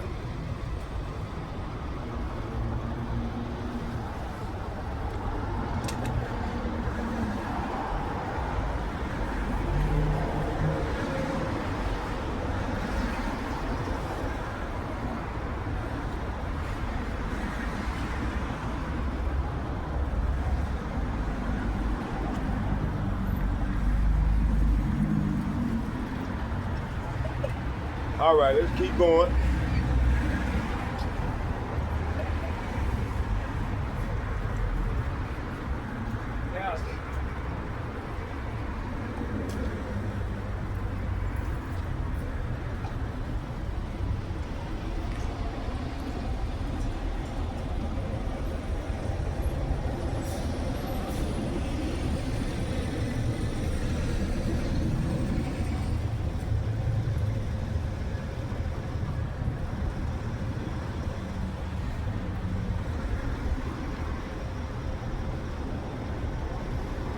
Exodus chapter 8 verses chapter 1 verse 18. It said, I'm gonna start at 17. It said, but the midwives feared power, that power, Lord Yahweh, your Yahweh Ba'ashem Yahweh, and did not, as the king of Egypt commanded them, but saved the men of the children alive. So, right here, verse 17 said, but because the midwives feared God, they refused to obey the king's order. They allowed the boys to live too. Okay, verse 18, and the king of Egypt called for the midwives and said unto them, why have ye done this thing and have saved the men children alive? So the king of Egypt called for the midwives. Why have you done this? He demanded, why have you allowed the boys to live? Verse 19, and the midwives said unto Pharaoh, because the Hebrew women are not as the Egyptian woman, for they are lively and are delivered ear. The midwives come in unto them. So the Hebrew women are not like the Egyptian woman. The midwives replied, they are more vigorous and have their babies so quickly that we cannot get there in time. Okay. Verse 20, it said, therefore Yahweh Ba'ashem Yahweh dealt well with the midwives, and the people multiplied and waxed very mighty. See? So Yahweh Ba'ashem Yahweh was good to the midwives, and the Israelites continued to multiply, growing more and more powerful. Verse 21, see, that's the catch. More powerful. It said, and he gave them families of their own. So it came to pass, because the midwives feared Yahweh Ba'ashem Yahweh and have made them houses. Okay?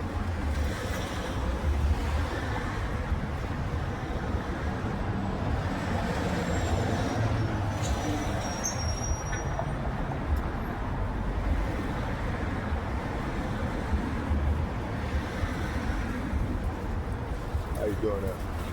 Pretty good, and you? All right. Papa Quite a side. get up you have there. Huh? You got quite a get up clothing. Oh, thank you. Are you a What are you? A prophet. A prophet? Yes, ma'am. I'm one of the real true Israelites. Really? Yes, ma'am. One of the true Israelites. The Lord sent his men out here to proclaim his name and come with the truth. You got a lot of people, man. They continue to lie with the ministry. They don't want to even recognize who the real true children of Israel are. You know, it's like a lot of our people been indoctrinated. They don't let the powers that be continue to control them. But the Lord, like he did in the days of old, he's raising up men to come out here and speak this truth and call on the Lord's real name. It's not no Yashem. That means that just only simply means coming in the name of the Lord. Yeshua. That's not real neither, because the Masoret, they changed the with them dash points and vowels. The Lord's name is Yahweh. This ancient Paleo Hebrew is Yahweh and Yahweh Shai. That's the Lord's name. Now that makes sense. If there was no E's or O's or U's in the ancient Paleo Hebrew. We were speaking a holy name. Holy name was Yah, Ba, God, so on. So that's how the ancient Paleo Hebrew is pronounced. But you had these Masoretes in every captivity that we went in, they changed things up. Pursuing Psalms 83, that's how we was cut off from being a nation. Now we at the end of this man's age, eon or aeon. Now the Lord is restoring to come by the hearing of the word and the preaching of the word, the true words of Lord Yahweh. Okay, Proverbs chapter, Yahweh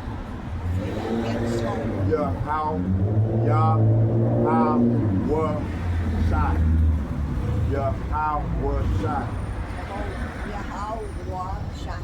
Yep, there you go. Y-A. Did you say this was Islam? Huh? Did you say this is Islam? And what? I'm trying hard to understand you correctly. It's someplace in there, did you say it was Islam? No, we ain't got nothing to do with Islam. We are the actual biblical Jews. We are the biblical Hebrew Israelites. Okay, and the Lord, we at the end of this man's rulership, so the Lord is raising up his people. And that started in 1960 by Albert Bill, who came on the scene. And he started, and then gradually over the years, the Lord, this word and spread over the years. That's why you got men out here on these corners preaching the true name of the Lord. But yeah, you still got some of our people that continue to push this doctrine, which is Esau Edom doctrine. Because they either they brainwashed or they've been paid off. I remember one day I had a guy pull up on me. He said, "Man, you want to eat?" So they come, they speak it coded language. They say, "Hey, you want to eat?" Guy pulled up on me right here. I'm right here prophesying. He pulled up on me, pulled up, say, "Man." First he circled the corner about 3-4 times, then he pulled up on me.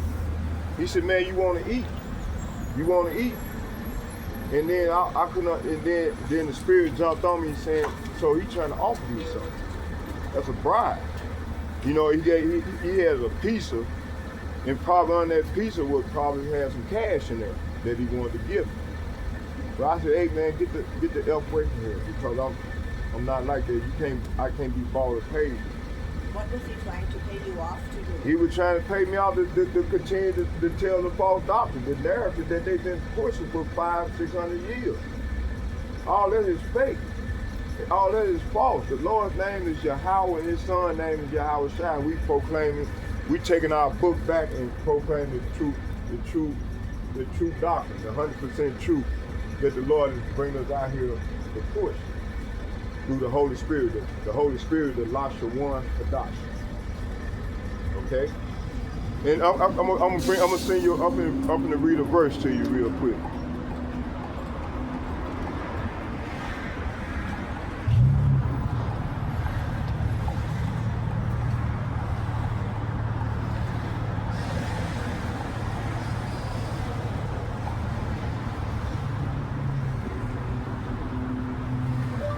Let's bring out Proverbs chapter 30, verses 4, the full scripture and the breakdown. Let's go. Watch this. Show you something. Proverbs 30, what? Verses 4. Proverbs 30, verses 4, it said, "Who have ascended into heaven or descended, what?" It said, "Who have gathered the wind with his fist? Who have bound the waters in a garment? Who have established all the ends of the earth? What is his name? And what is his son's name, if thou can tell?" It's a riddle, parable. So if you saying Yeshua, and then you come back and said Jesus, or whatever name that they give you, that's not lining up. But if you say Yahweh and Yahweh Shai, That's lining up. That's Proverbs Proverbs 30 verses 4. 30 verse 4. Proverbs chapter 30 verses 4. Thank Yep. you. Yeah, when you read that, read that. Thank you. You don't want to hear the breakdown? I guess I gotta go. All right, all right. Thank you. All right, you take care.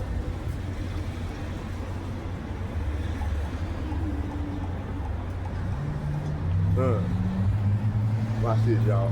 Watch this. They get Proverbs chapter, oh yeah, let's get this here. The wicked flee when no one pursues.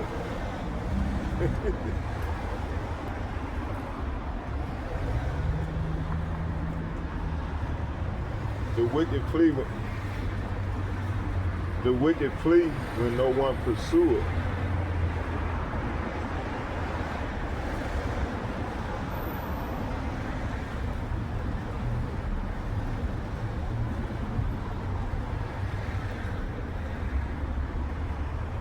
First, we're gonna start right there. See, I'm trying to bring out the truth to the lady. Man, hey, once I got to bring that word out, boy, see this word, this truth is like kryptonite to these people. You see? Let's start right there. It said, the wicked flee. It said, the wicked flee. Say what? The wicked flee when no man pursueth, but the righteous are bold as lions. As a lion. See, hey, start with the elder apostle and the bishop and the like-minded men on down myself. Man, we bold as lions, man. We the up and coming kings, man. They're gonna judge these people, gonna rule the earth in righteousness. Okay, yeah, I said it. Let's keep going. It said the wicked flee. Say what?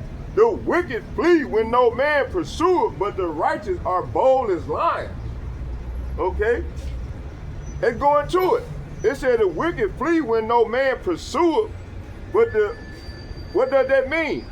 So the wicked live in constant fear, even when no one is chasing them. Why?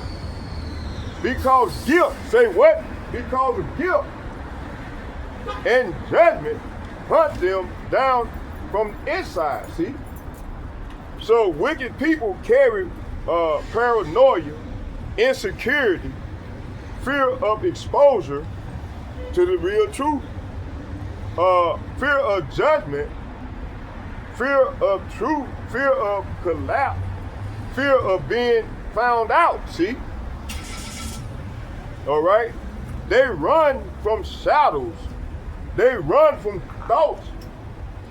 They run from the truth, you see? They run from prophecy, see? They run, it said they run from you when you carry righteousness, see? All right? Prophetic point, the wicked fear the consequences of their own work, see? They are hunted because their sins testify against them. Let's go to Jeremiah chapter 2, verse 19.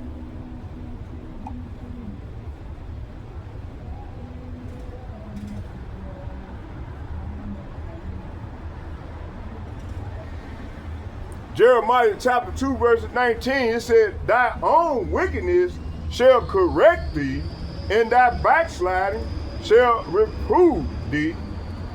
Know therefore and see that it is an evil thing and bitter that thou hast forsaken Yahweh, Bahashem Yahweh, thy power, and that my fear is not in thee, saith Yahweh, Bahashem Yahweh of hosts. That host is the army, the heaven, the host of heaven, which is the host of heaven is the Lord's army, which Yahweh is the head. He's the head general of that army, which come under Melchizedek order, Malak Shaddai. I think I pronounced it right. Okay, let's keep going. It says here, so their conscience condemned them, their spirit knows no judgment is coming, see? Their power is built on lies. Say what? Their power is built on lies and deceit, see? That's why empires built on wickedness are paranoid, defensive, and always panicking. Hey, you seen how she was in a panic? She was in a panicking mood. Because, hey, this truth, man, listen, this truth coming at them, this truth is like kryptonite to these people, man. Even when nobody is attacking them, see? So this applies to corrupt leaders, oppressive governments, lying religious figures, hypocrites, false teachers, anyone living in rebellion against the Most High, see? It said the wicked run from a punishment that has even arrived yet. 2, it said the righteous are bold as lions. See, we bold, hey, start with elder apostles and bishops, like-minded men on down myself, man, we bold as lions, man. Meaning, the righteous are those who fear the Most High, walk with courage, confidence, and strength. Why? Because righteous give a clean conscience, a spiritual authority, okay, clarity, boldness, fearlessness, stability, and divine backing. You see? That's right. You see? And they can't stand it. You, like I said, you can tell them by the confidence of they, how they look. Okay, they hate when we come out here bringing out this truth, man. Because that means they one step from judgment, man. And I don't understand why these people don't see these things. Man, every corner should be like they sell them crack rocks and shit on them corners, man. They supposed to be having these corners loaded up with prophets, lined up, bringing out this word, man. Sending up these enchantments to the Lord, man. But Jake don't know how to do what's right. Cause Jake been indoctrinated, and a lot of them got a bad case of Stockholm syndrome on steroids, and also cognitive denialism on steroids. Okay, that's what's going on with Jake. So this is why Yahushua is called the Lion of Judah. All right. His servant more with the same fearless spirit. See, signed with the other apostles and bishops, like-minded men on down myself. Okay, modern application. The wicked today are running even without pursuit. You see everywhere corrupt system, panicking, government tightening. Governments, okay, government represent not hills but mountains. So these mountains are panicking. These small government mean hills. These small hills are panicking. Okay.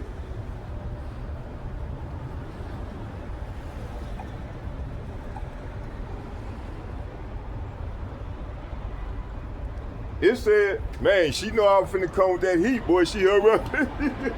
She didn't know I got to go. Hey, she know I'm finna get ready to come with that heat, boy. You see? Hold on, y'all. Let me, Now, if she was that real righteous seed, she would have stood here with me and heard the word of the Lord, man. That's why we know who's who. Okay? See, the Lord put it out. Hey, his spirit, hey, there you go. Hey, get right, little sister. Hey, see, our spirit ain't gonna dwell with the unrighteous spirit, man. See, that's how you can tell who's who. All right? The Lord don't dwell with unrighteousness, because he's the king of righteousness. And his men we the heirs of the righteous. And we ushering in the righteousness of our majesty. Like I said, it's a new sheriff in town, Joe. And it started by the hearing of and preaching of his truth that the Lord, hey, say, Lord, got that light shining on me, boy. Thank you, Lord. Barakatay Howard, Barakatay Howside, Barakatay Howard, Barakatay Howside, Barakatay Howard, Barakatay Howside. Call Layam Yahweh, Bahasham, Yahushad, Bahasham, Rekah Kadash. In that order. That's right. We ain't scared to call on the Lord's name, but you got these old Captain Kirk, Captain Klondike ass, sellout ass, elbow ass niggas, man. That's sold out, man. Hey, they ain't righteous, man. They gonna be dealt with. Hey, this finna come real soon. At least they repent, but the Lord done put the spirit of the king of Egypt on them. They ain't gonna repent. Actually, they gonna wax worse and worse. Cause they done fake it till I make it ass Israelite. Okay?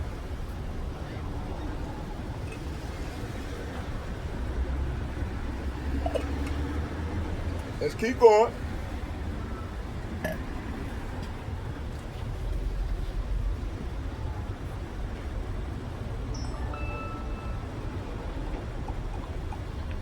All right, what was we? Hold on.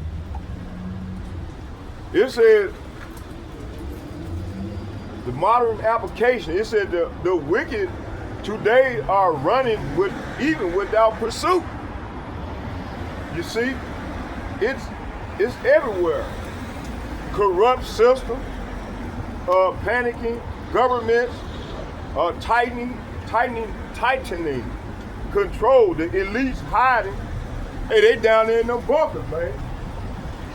It said media lying.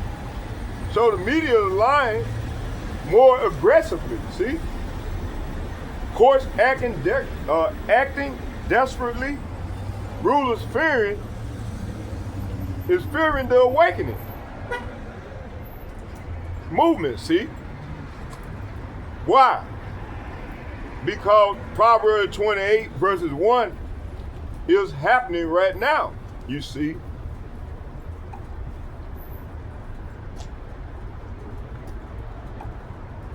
Let's get it.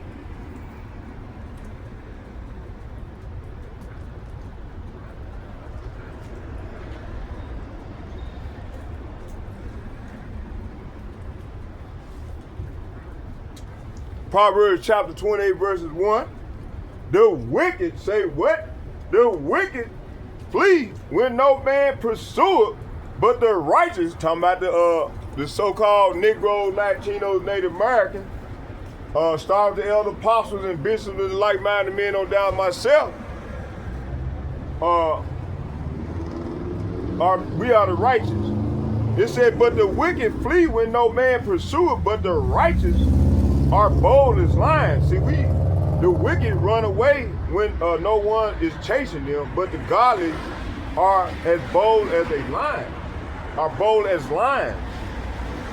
2, for the transgression of the land, many are princes thereof, but a man of understanding and knowledge, it said, but by a man of understanding and knowledge, the state thereof shall be prolonged. See, so when there is more rot within a nation, its government topples easily. See, but wise, say what? But wise and knowledgeable leaders bring stability. See, we're gonna bring stability because we are the righteous heirs.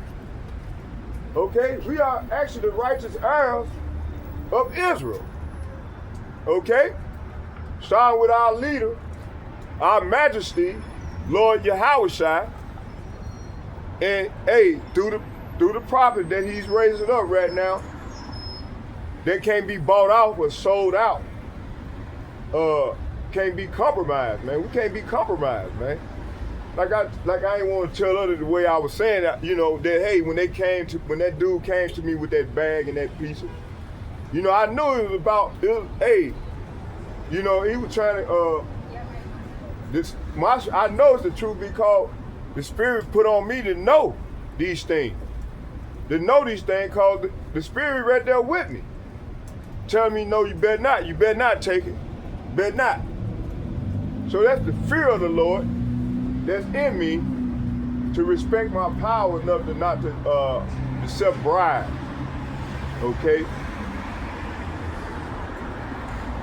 I don't know, I done made so many videos, I don't know which one it is, but this happened about 4 years ago, when I started working this spot. You know? About 2-3 years ago, I don't know. But yeah, it happened. All right, let's keep going.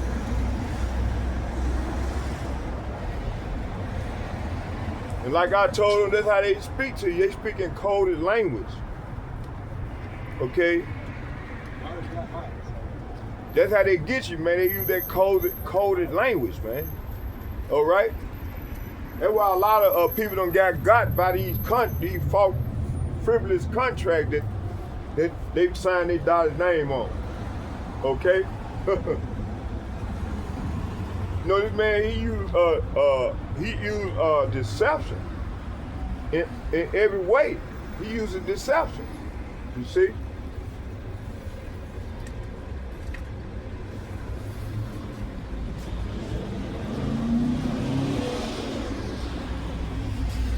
Hey, the Spirit ain't gonna lie. The Spirit don't lie, man. Okay?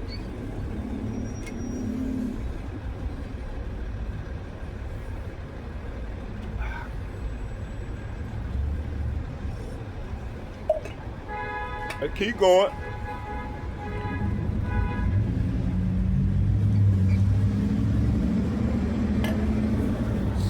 All right, let's keep going. Let me see where we stopped at.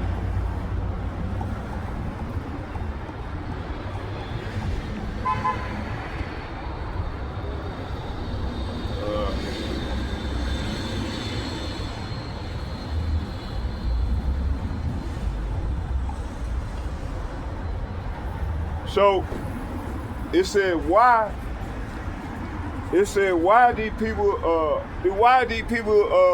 running away from righteousness? Because they are the wicked. It said because during Proverbs chapter 28 verse 1 is happening right now. They see prophecy moving. They see the curses lifting. They see the remnant waking up. They feel judgment is in their bones, see? Wickedness produces spiritual paranoia, see? It said, Israel, when you walk in righteousness, you become fearless, see? When you stand in truth, demons flee. Say what? Demons flee, oppressors tremble, liars fear you, fear your presence, wicked people avoid you, systems can't break you, enemies crumble internally, see? So righteous carry a lion's boldness, not arrogant, but divine authority, see?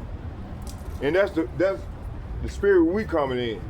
So I with the elder apostles and bishops and like-minded men on down myself. In summary, the wicked flee when no man pursue it means wickedness creates inner fear, sin produces paranoia, evil empires collapse from within. It said the guilty run from judgment before it's even arrived. But righteous are bold as a lion means righteousness creates supernatural courage. Israel walking upright becomes untouchable. Yahweh's spirit makes the remnant fearless, see?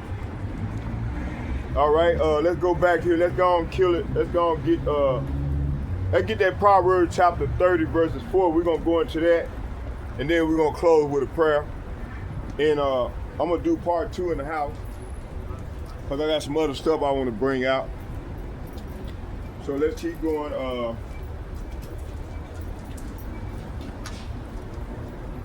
Let's get that Proverbs chapter 30, verse 4. It said, who have ascended, say what? Who have ascended up into heaven or descended? Who have gathered the wind in his fist? Who have bound the waters in a garment? What's going on, young lady? It said, who have established all the ends of the earth? What is his name? Say what? What is his name? Say what? What is his name and what is his son's name if thou can tell? What does this mean? I think he wanted me to rub. That's how he good. I get him on the next round. Let's go round. Okay. It said, so what does that mean? So it said this verse is a spiritual interrogation, a divine riddle, see? Designed to reveal who the true God is and who his son is, see? So like I've been saying, and like we be saying all the time, the Lord's name ain't Yeshua, Yahuwah, Yahushua, Yahoshua. None of that, man. The Lord's name is Yahweh, and his son's name is Yahweh Shai. If thou can tell. You and all them names, man, and Jesus Christ, you know, them not, hey, this is something that they done gave you, the heathen them gave you to keep you people docile and weak off of dogma and religion. Okay, the Lord is sending men out here to proclaim his name. That's part of the doctrine. That's the first beginning of the doctrine. Hold on here.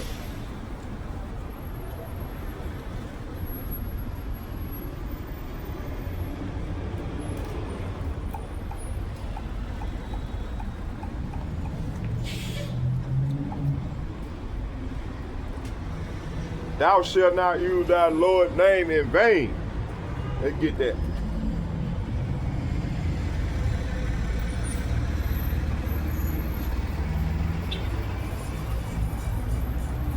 Exodus chapter 20, verses 7, it said, thou shalt say what? Thou shalt not say what? Thou shalt not take the name of Yahweh, Bahashem Yahushai, thy power in vain. For Yahweh, say what? For Yahweh will not hold him guiltless that taketh his name in vain. See? So most people think this simply means don't say the Most High's name as a curse word. No, but that is only the surface level. So the Hebrew thought vain is shab in the Hebrew, which means empty, false, worthless, deceptive, pretending, using something without the weight it deserves, it said misrepresenting it, treating it as a common, calling on it falsely, claiming it but not living it. See? So the name represents authority. See, Yahweh Shai represents authority, reputation, character, identity, presence, the covenant. Say what? The covenant. You know, and EW, they teach us that the law of Moses is done away with. That's bullshit. Hey, when you go look at that word olam means forever. So how the Lord's name is, the Israelites done away with? So they get them grounds to come with that John 3:16. Crazy hell, man. Oh, okay, it says, this means the commandment is about how you carry yourself when you claim his name, see? You cannot walk in wickedness while claiming his name on your lips, see? 2, in vain equals falsely, emptily, misusing, misrepresenting. This includes A, calling on his name while living wickedly. As hypocrisy is using his name in vain. B, teaching lies. Say what? Teaching lies. Say what? Teaching lies in his name. See? False prophets use his name in vain. C, replacing his name with false titles. Substituting his name with pagan name is taking his name, taking it in vain. Like Jesus Christ. Okay? It said your lifestyle either honor his name or dishonor it. E, swearing falsely by his name. O, promises, claims, if false, profane his name. See? F, it said using his name incorrectly or deceitfully. See? I know a lot of people doing that right now. Okay? It said because the Father and the Son share glory and authority, and your preference for the Son's name is Yahushua. To misrepresent his name or give him titles tied to idols is also taking his name in vain. See? Why they keep continue to push this fake white man Jesus name? Huh? It says here, for Yahweh, say what? For Yahweh will not hold him guiltless. So this means he takes misuse of his name personally. See? He will punish those who abuse it. See? The judgment is for misrepresenting his name is severe. Why? Because the name carries covenant, identity, power, and holiness. Okay? The deeper prophetic layer, one, Israel breaks this covenant during captivity by adopting the names of the idols, following the gods of their captors, using titles instead of his true name, claiming to be his people while living like heathen nations. You know, you got a lot of these women running around with gray hair, yellow hair, green hair, blue hair. See, that's right there, what I just read, that I just mentioned. Claiming to be his people while living like heathen nations, see? This is why the Most High said, my name is blasphemy continually every day.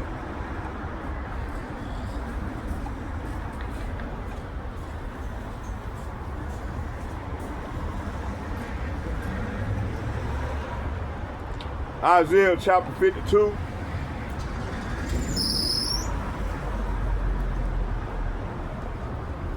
For thus saith Yahweh, Bahashem Yahushua, my people went down aforetime into Egypt to sojourn there, and the Assyrians, say what? And the Assyrian oppressed them without cause. Here goes 5, verse 5, and here goes the point. Now, therefore, what have I here, saith Yahweh, that my people is taken away for naught? They that rule over them make them to howl. Say what? Make them to howl, saith Yahweh, and my name continually every day is blasphemy. See?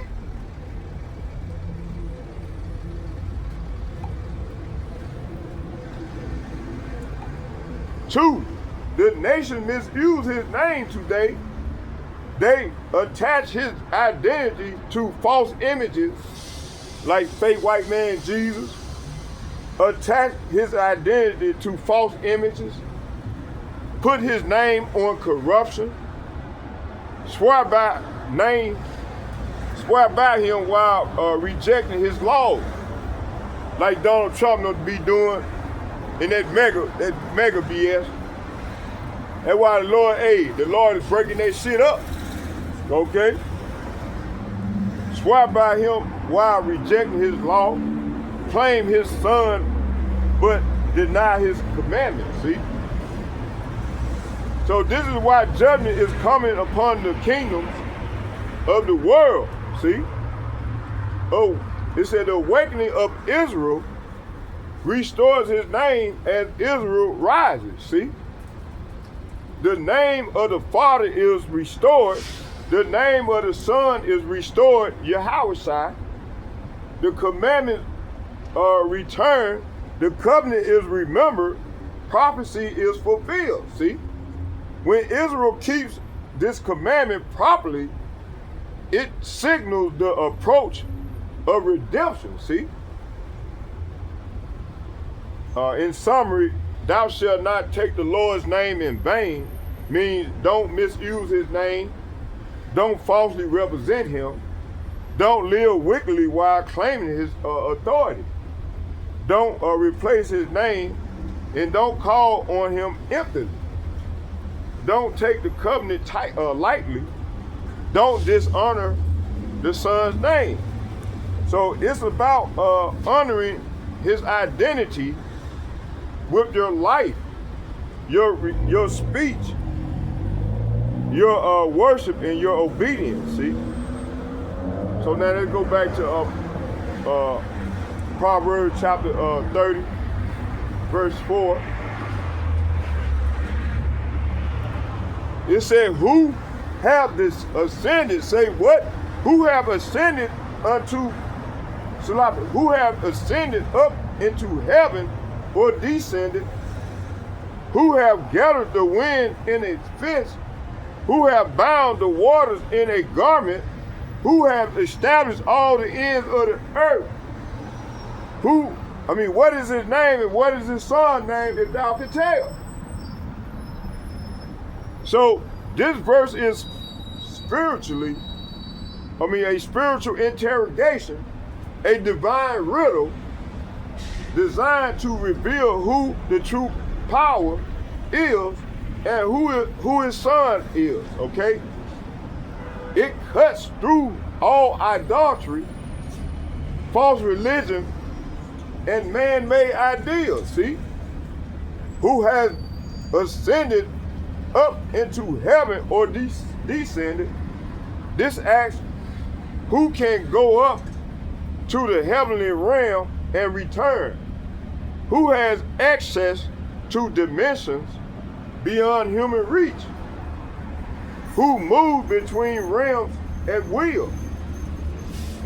Meaning, no mortal man, say what? No mortal man can do this. Only the Most High and his Son, the one he sends, can enter and exist. Who can enter and exit heaven?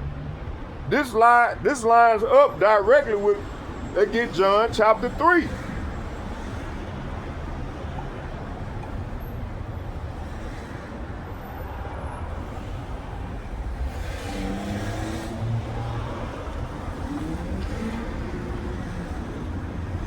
John chapter 3.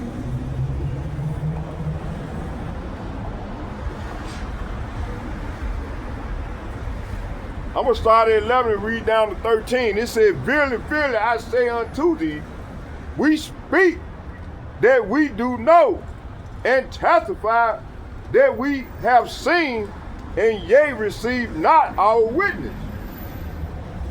Verse 12, if I have told you earthly things, and ye believe not, how shall ye believe if I tell you heavenly things? Verse 13, here go the point. And no man has ascended up to heaven, but he that come down from heaven, even the Son of Man, which is in heaven. See? So, the Lord is saying here, I assure you, we tell you what we know and have seen, and yet you won't believe our testimony. So you got 2/3 of our people tell you, like me, for instance, with the locusts, and the $5 bill and that Frito-Lay thing. It said, what we know and have seen. See, I'm telling y'all this. I'm giving y'all the testimony. And yet, you won't believe our testimony, see? It said, but if you don't believe me when I tell you about earthly things, how can you possibly believe it if I tell you about heavenly things, see? No one, say what? No one has ever gone to heaven and returned, but the Son of Man has come down from heaven, see? Okay, let's move on.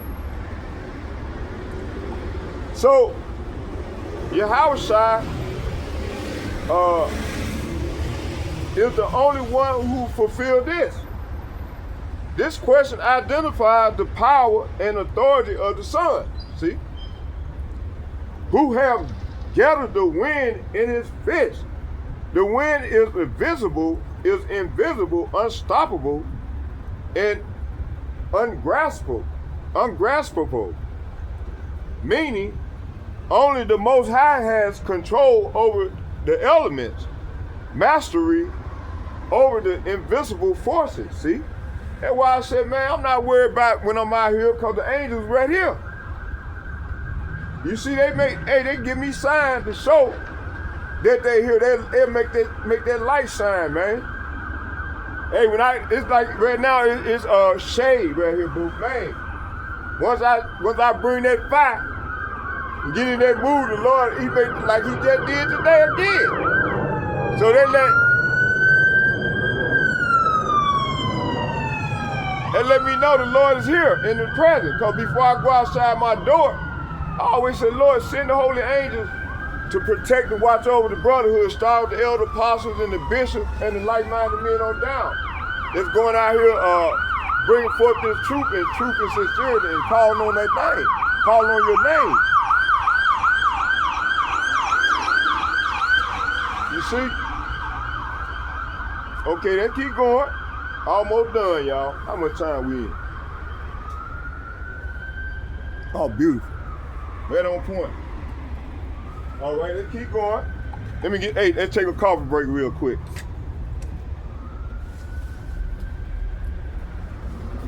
See, hey. So that lady thought she ran, boy. Hey, she ran. The wicked flee with no one pursuer. You know, I bought that out, so. I said, come on, stay with me. I'm finna break it down for you. No, I got to go. That's okay. So her schedule was more important than the truth of the Lord. You see?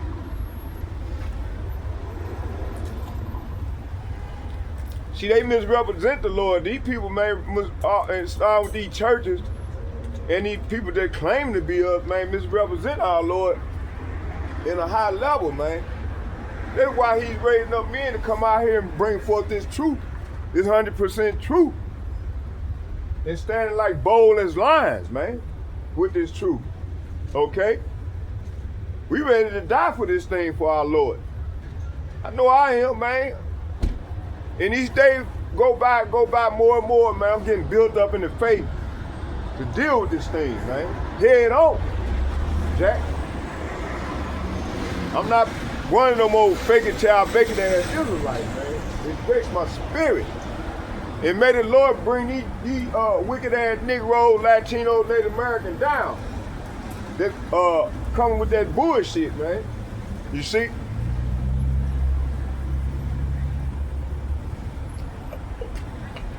Okay, let's keep going.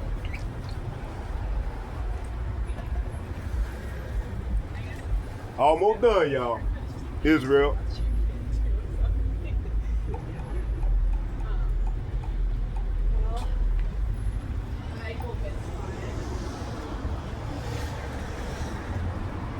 Okay.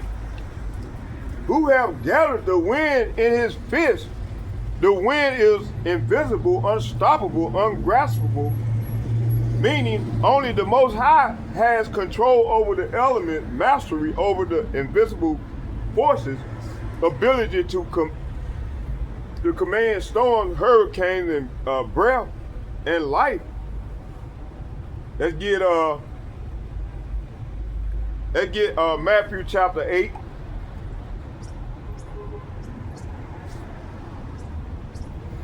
Come on now, start this shit.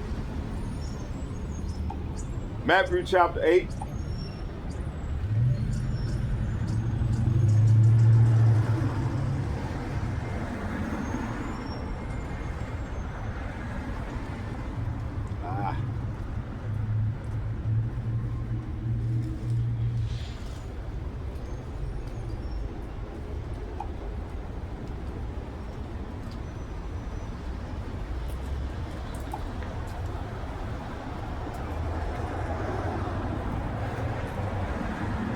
We're gonna start it. Yeah, let's go and get it right here. Matthew chapter 8, verse 26. It said, and his disciple came to him and awoke him, saying, Lord, I started at 25, so the Lord wanted me to start there. It says, save us, we perish. So the disciples went and woke him, shouting, Lord, save us, we're going to drown. Lord said, yea, of little faith. You know, I know that one by heart right there. You know, I went into that. I did a lesson on this about, was it a year ago, a year and a half ago? I went into that verse. Matthew 8. It said verse 26. And he said unto them, why are ye fearful? Say what? Why are ye fearful, O ye with little faith? See? Then he arose and rebuked the wind and the sea, and there was a great calm. Hey, the Lord gonna give us them powers too. You see? Hey, the Lord gonna give us them powers, Joe. You see? We're gonna be able to manipulate the elements, man. Hey, that's why they scared. That's why they scared, man. They know, man, this is finna get ready to go down. Like this here, you see?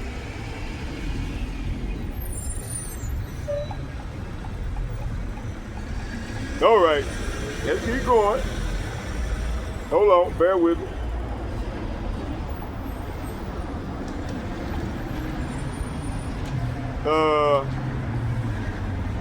Verse 27, it said, but the men marveled, saying, what manner of man is this?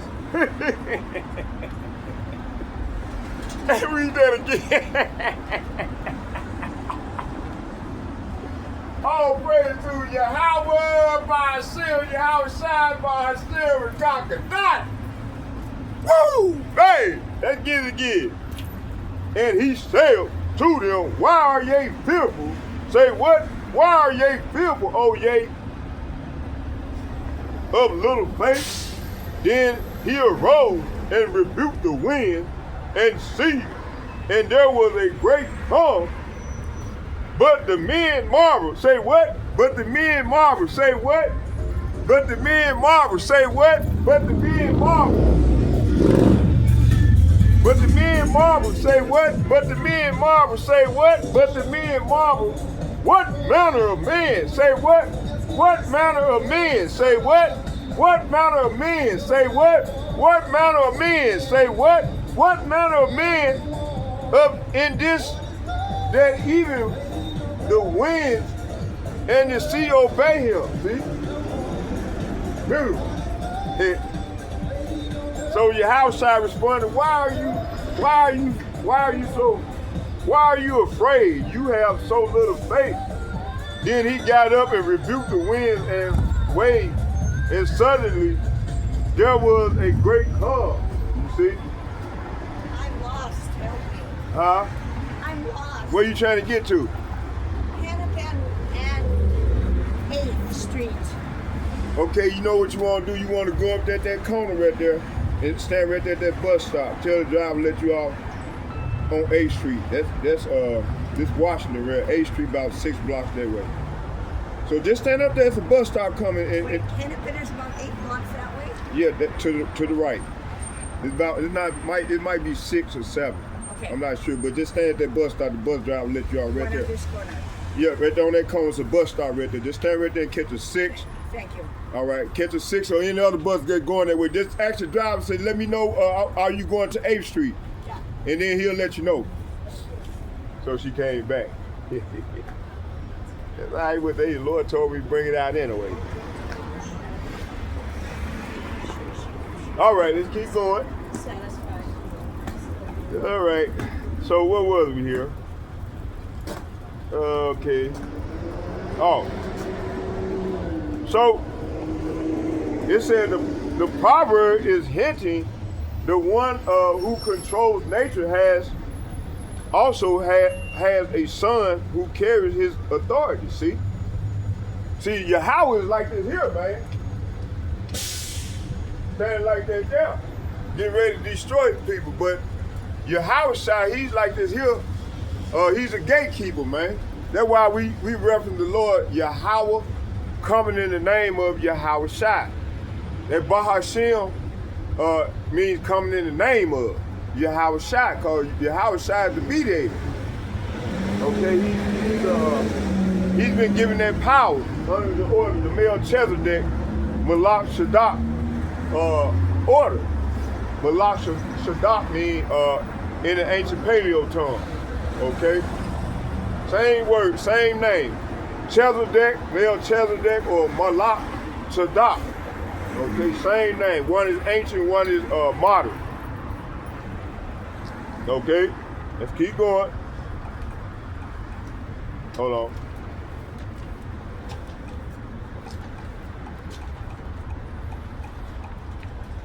All right, let's see what was it here. Oh, let's get 3. It said, who have bound the waters in a garment, so water is formless, uncontrolled, powerful, yet the Most High binds it like a clothing. Okay, meaning he set boundaries from the ocean, controls rain, river, and flood, divide the Red Sea, holds back the deep with his command, again showing supreme dominion. This also connects to Revelation 19. Y'all can read that on your own time. Yahushua comes with power over a creation, see? In Genesis 1, y'all can read that on your own time. So the Spirit moves on the water. So the verses emphasizes creation and authority prove identity, see?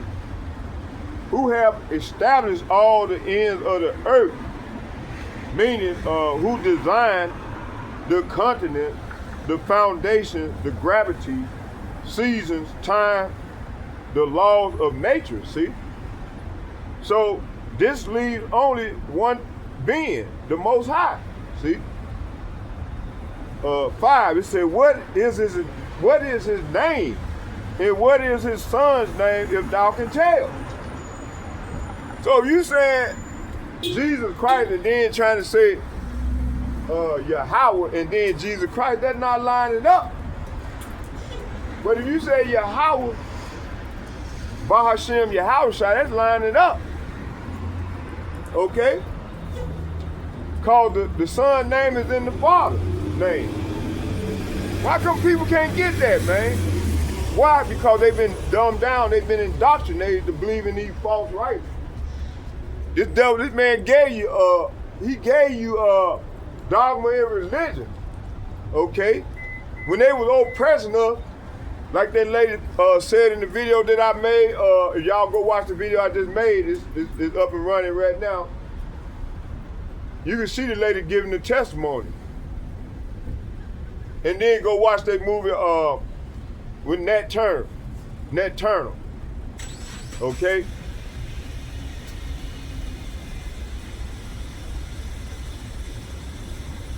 All right, let's keep going. I think I put. I hope I ain't. I didn't. If the video ain't showing, man, I might have to go make a remake of it.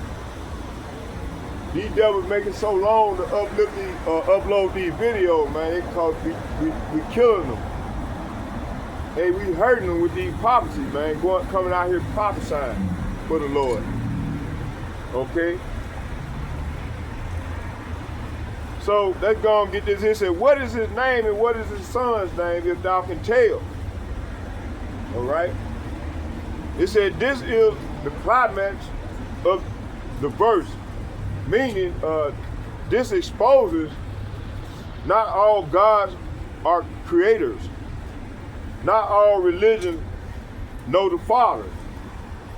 Not all nations know the Son. See? Israel is the only nation with the true revelation. See? It says the identities of the Son was always known in the Tanakh Old Testament. See? This verse proves that the Father has a name. Also has a name. It said the Son also has a name. Only the wise, the chosen, the spiritual can know them. It said in your preferred pronunciation, the Father's name not spelled here because I didn't request it. The Son's name, Yahushua,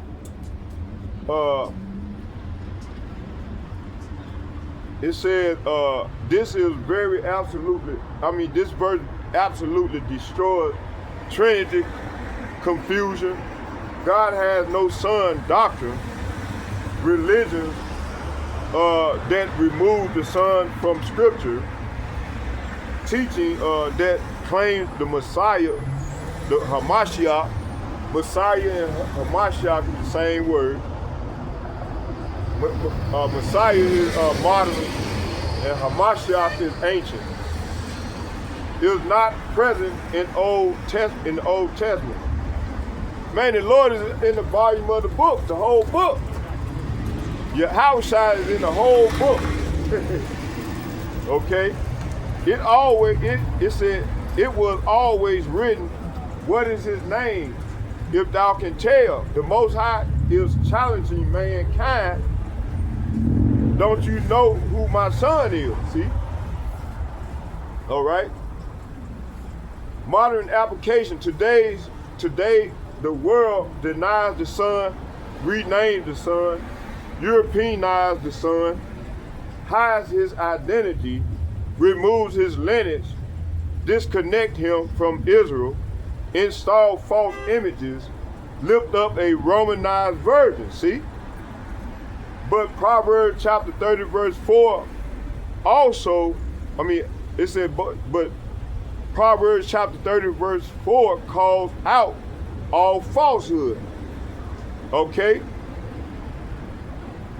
If you don't know the name and the identity of the Son, you don't know the Father at all, see?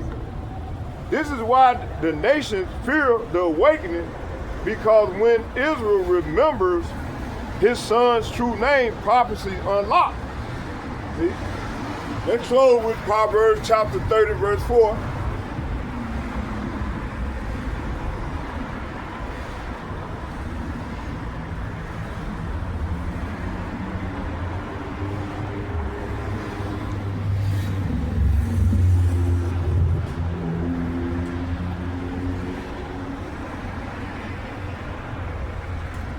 How you doing there? Proverbs chapter 30 verse 4. I'm gonna start at 3. It says, I'm gonna start at 2. It says, surely I am more brutal. See, people start the heathen nations along the unlearned as fake Christians don't know the Lord's name. Coming out of these captive, these harlot house, and then these mosques. It says, surely I am more brutish than any man, and have not the understanding of a man. So the Lord is saying here, I am, so the people, the Lord is saying these people are too stupid to be human. And I like common sense, so they lack common sense. See, it said, I neither learn wisdom nor have the knowledge of the holy. See, they don't have the knowledge of the holy ones of Israel. Okay? You see? So, they have not mastered human wisdom, nor do they know the Holy One. Okay? 3. It said, who have ascended, say what? Who have ascended, say what? Who have ascended up into heaven or descended? Who have gathered the wind with his fist? Who have bound the waters in a garment? Who have established all the ends of the earth? What is his name? Say what? What is his name? Say what? What is his name? Say what? What is his name? And what is his son's name, if thou can tell? So the Lord is saying here, but God goes up to heaven. God, who they ignorantly call Jesus Christ, as G430, who everybody ignorantly call Christ, Jesus Christ, or Christ, and comes back down. Who holds the wind in his fist, who wraps up the ocean in his cloak, who has created the whole wide world. See? What is his name? Say what? What is his name and his son's name? So Lord Yahushua and the angel created the whole entire earth. And his name and his son's name, tell me if you know. See, I just told you. So, hey, with all that been said, let's get out of here. I hope you all was edified with the lesson. Beautiful. Let's get a prayer in. Barakatah Yahweh, Barakatah Yahushua, Barakatah Yahweh, Barakatah Yahushua, Barakatah Yahweh, Barakatah Yahushua, Barakatah Yahweh, Barakatah Yahushua. Call Loyal Yahweh, Bahasham, Yahushua, Bahasham, Kadash. Shalom to the power.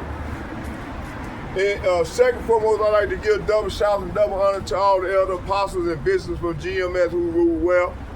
And third, I would like to say shalom, shalom, shalom to all the like-minded men that's going out to the highways and byways and pushing the Lord's name and bringing forth his doctrine of truth. And third, I would like to say shalom, shalom to all the like-minded sisters that's returning and submitting themselves to their power and to the holy prophets, the angels of the Lord that's coming with this truth and teaching the young women how to be women and what they need to do in order to survive. I say shalom to y'all. May Yahweh Ba'Shem, Yahweh shall be with us as we go further off into the great tribulation. Shalom, shalom, shalom. I'm out.